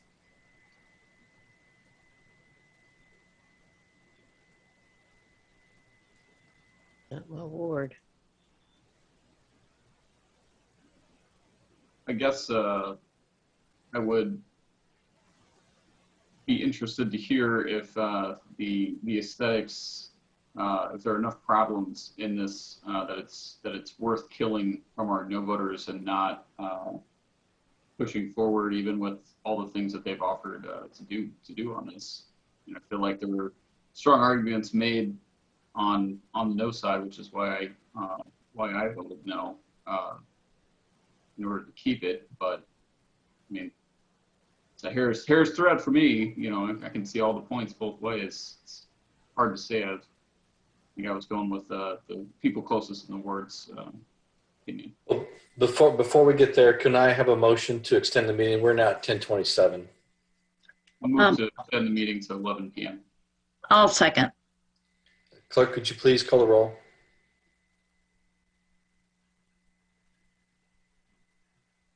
Ms. Wu, Yes. Mr. Sachs, Yes. Ms. Hersey, Yes. Mr. Brown, Yes. Mr. Roberts, Yes. Mr. Colebrook, Yes. Mr. Miller. Yes. Okay, that motion passes. We're extended to 11 o'clock, Mayor, and then I'll go back to Jared because I interrupted him. Mayor? It sounds like at least some of the no votes centered on one was looking for an alternative to the stone shape going from the rocks to more of a rectangular shape. It focused on swapping out a couple of the tree species, a consideration of more permeable pavers, and then looking for feedback from the community. But at least several of these no votes, it sounded like these were completely topics that could be worked out between now and a council meeting next week. And if you sent it to council with no recommendation, with the request that over the next week these specific items be addressed, I think at least most of your concerns could be. Yeah, I guess we'd still have a chance to kill it again next week. So I changed my vote in consideration to see what could come back in the week. Can I have a motion then? I'll make a motion that I'm not gonna find ordinance number 2020-12-070, an ordinance approving a preliminary development plan for planned unit development at 602 South Lincoln Avenue be sent forward to the full council with no recommendation pending some information we're going to get. Does that include also 071, the companion? That would include ordinance number 2020-12-071 as well. Got a second? Can I do that? Yes, you can. Are you the second? I'd like to. I think that's an appropriate approach. It gives us time to think and get feedback and possibly see something else. So yes, I make the motion. Motion by Jared, seconded by Dennis. Sharice? Question? Can we, okay, my question is sending it back to with no recommendation right now, what is the opinion of the developers?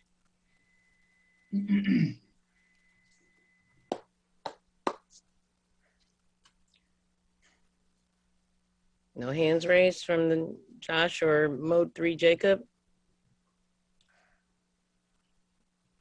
We're trying to find out if they have a response to that. Okay. So right now it's the motion with the second is to the city council with no recommendation, but at least it gives us a little bit of time to iron out some of these issues. Jacob, you get your raise? Yeah, the developer says that they're willing to do that next week. Is that what we're discussing? To move it back to next week? Yes. Okay. They say okay. Thank you. Appreciate it. Clerk, can we please call the roll? Ms. Wu? No. Mr. Sachs?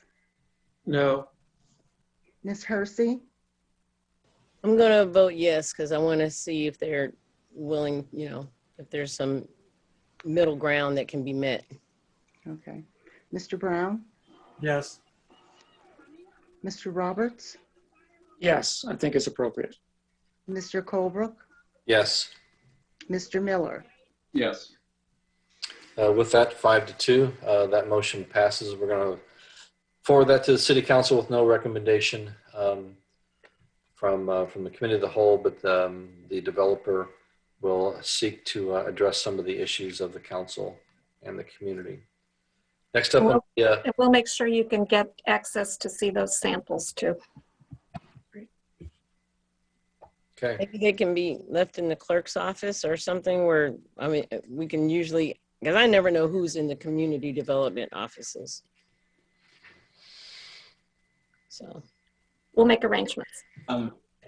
Yeah, and I sent out info on how to get access to those. But Dennis, yeah, on Mondays we're not very well equipped to show those. So the recommendation was to go to Tuesday through Friday and to call in advance. I can resend out the info on how to do that though. Okay. Any other comments before we go on to the next agenda item? Okay. Next agenda item is ordinance number 2021-01-003, an ordinance amending Urbana City Code Chapter 12, Human Rights Ordinance, applicability to the city of Urbana. Is there a presentation on this? I'll just walk through real quickly.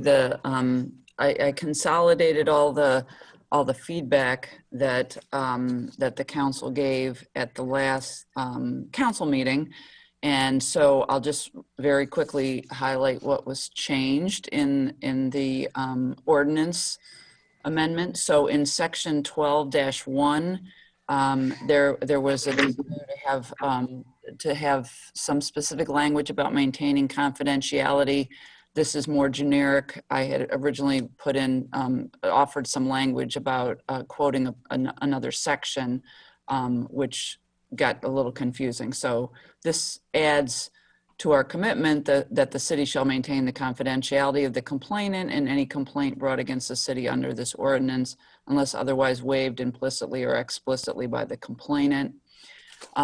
We also added in section 2, which is the 12-22G, which is the manner in which someone would bring an issue with a city practice to the HRC, that the commission would also maintain confidentiality. That's in the second sentence of that complainant. The definitions section is unchanged.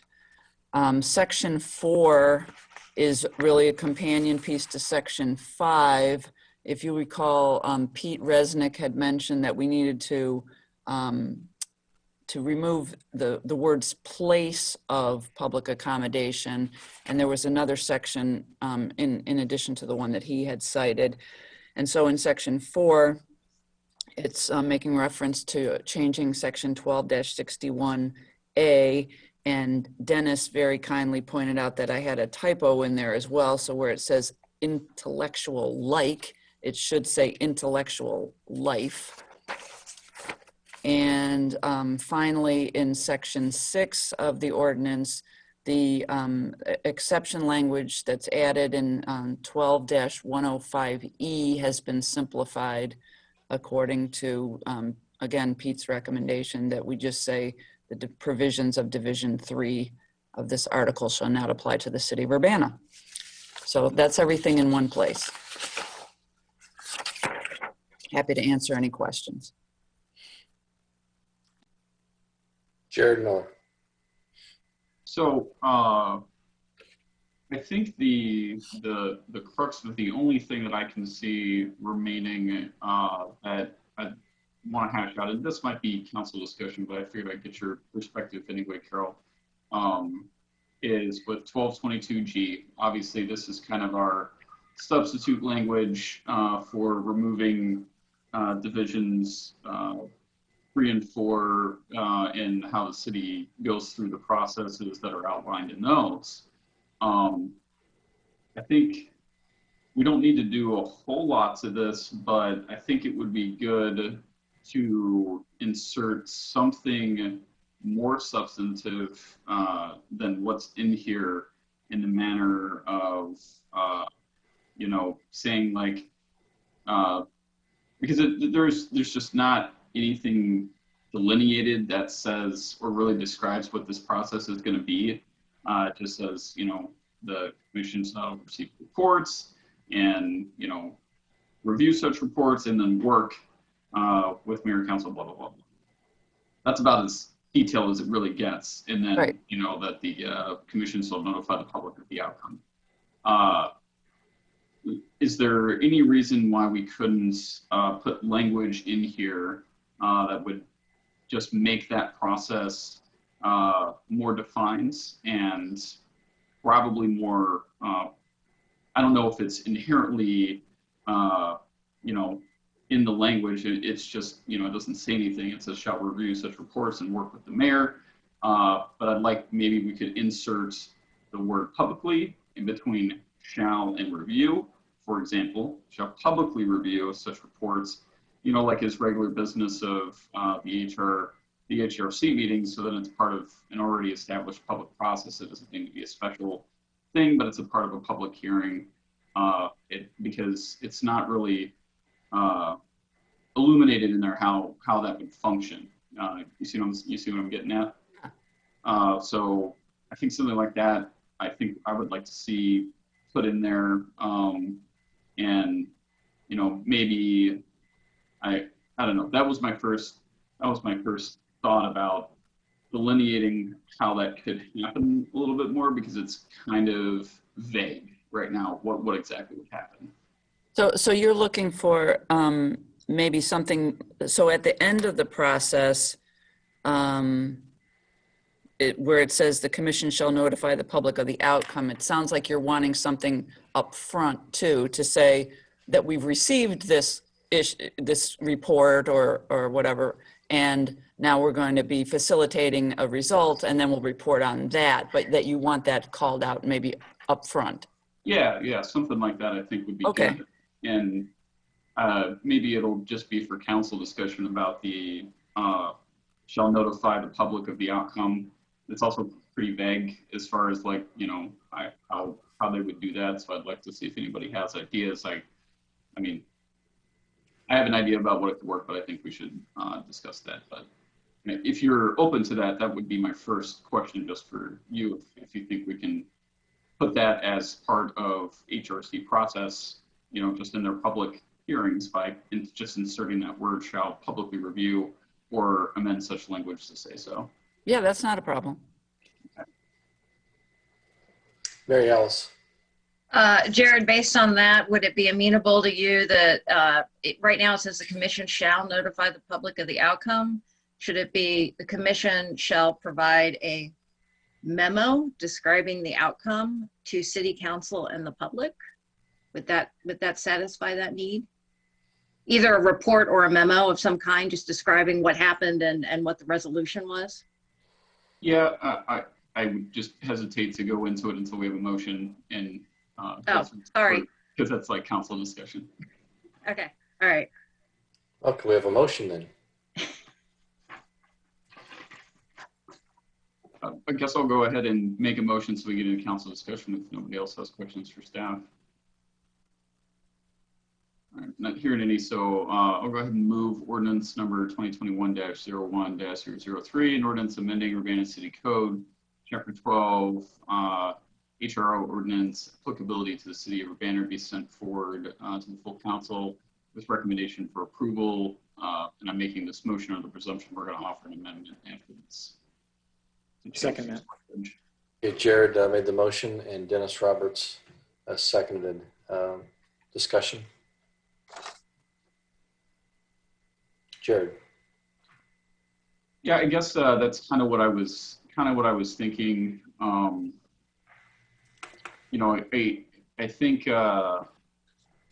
maybe the memo is like the right idea, but how do we normally present memos on something that's non-actionable? Like presentation is what I'm thinking. Report. Yeah. Well, I mean, maybe. Committee report. How about report for committees? Sorry.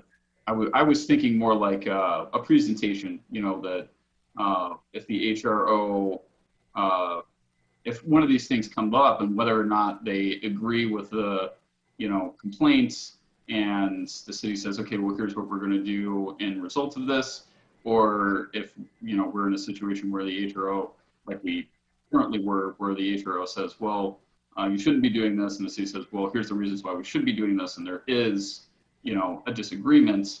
Either way, it should. I feel like a presentation is probably the right way to bring that forward, because then we can kind of have some discussion about it. What's your thoughts on that versus just like staff report?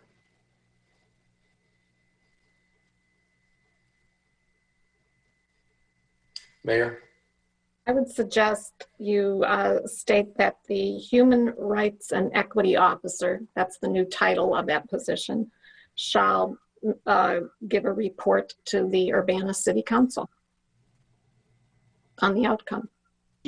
Just for the sake of both sides, I would say that's fine, but probably also the chair of the HRO, so they would both make that presentation rather than just somebody representing the city. Well, that person actually staffs the commission, but it could be a joint, you want a joint report? Yeah, that's what I'm thinking. Human Rights and Equity Officer and representative from the HRC shall make a report to the Urbana City Council. Yeah, shall report to the Urbana City Council. Yeah, something like that. I think. See, Sharice's head was bobbing yes, and so was Mary Alice's. Any further discussion? Mary Alice. So first of all, Bill, I'm sorry for speaking without being called on. Oh, you're good. Okay. So mine is really a discussion on, you know, the purpose of this ordinance and the groups of people that we should not be discriminating against. And so I thought of an idea of, you know, the University of Illinois, when they advertise their positions, they usually say they're an equal opportunity employer, and they kind of list out certain things. And I would like to recommend to city staff to consider drafting something to that effect, that, you know, that the city of Urbana does not discriminate, and then just list out all the things that are in our human rights ordinance, so that everybody, it's very clear to people that we do not consider these items when we are interviewing people. Now, I know that there's been a lot of conversation about criminal background checks, and I would just like to say that, you know, there's a concept called ban the box. I don't know if people are familiar with that concept, but ban the box is kind of like don't ask, don't tell in the military. And I think we need to be explicit on when we use criminal background checks, but the default is that we don't use criminal background checks. So the times that we do use criminal background checks have to do with federal and state requirements. whether or not somebody's working in the schools and has to go through a background check, whether or not somebody deals with federal money and they have to go through a background check. But the default should be at the city that we don't use criminal background check, not only in terms of whether or not we evaluate it, the qualifications, but also, you know, even providing the job. So I just wanted to make my opinion clear in terms of how I feel like the city should approach this. Any further discussion before we call for a vote? I think we need to offer an amendment to the language. I'm not sure if we need to just say consider the edits that were discussed, or you want to get more specific? Yeah, I guess we'll review them. And there might be more discussion. Eric's got his hand up, but Eric. I thought I saw Pete have his hand up. Maybe Pete wants to say something.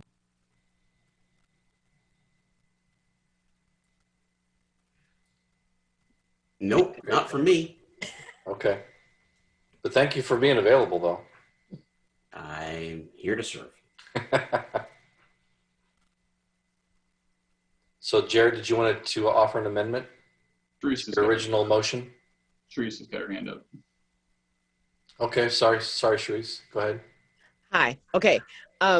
Just to kind of piggyback on what Mary Alice was saying too, is regarding the background check issue.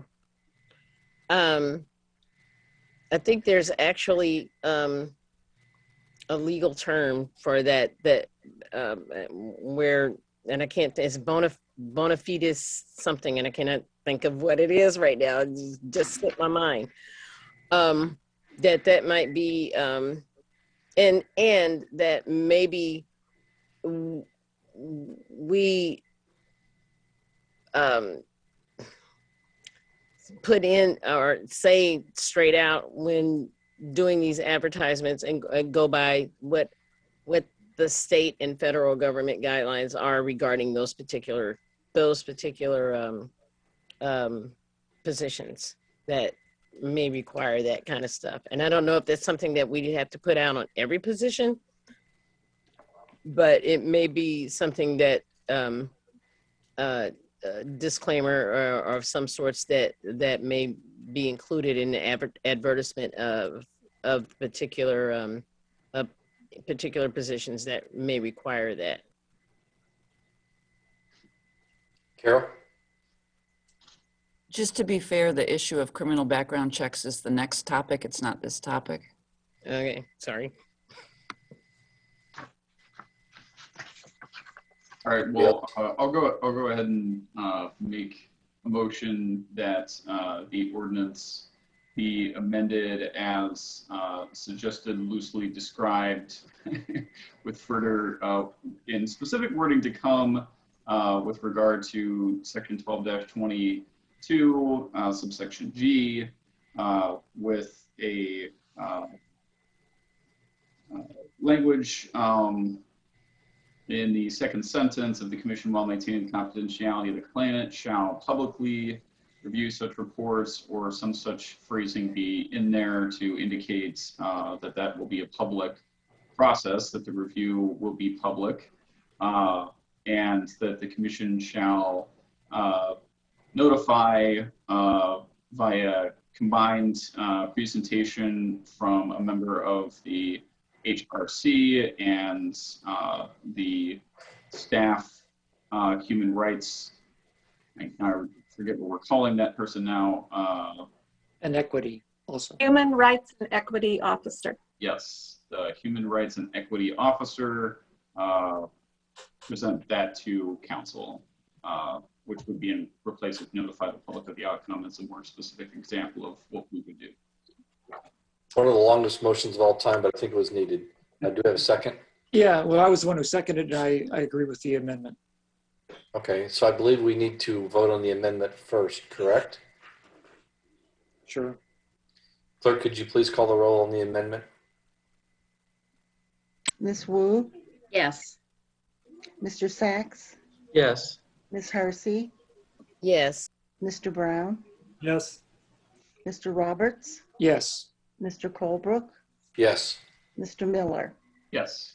Okay, the amendment passes. So are we, is there any more discussion on the original motion? Seeing none, can we, clerk, could you please call the roll on the original motion to forward this to City Council? Yes. Ms. Wu, Yes. Mr. Sachs, Yes. Ms. Hersey, Yes. Mr. Brown, Yes. Mr. Roberts, Yes. Mr. Colebrook, Yes. Mr. Miller. Yes.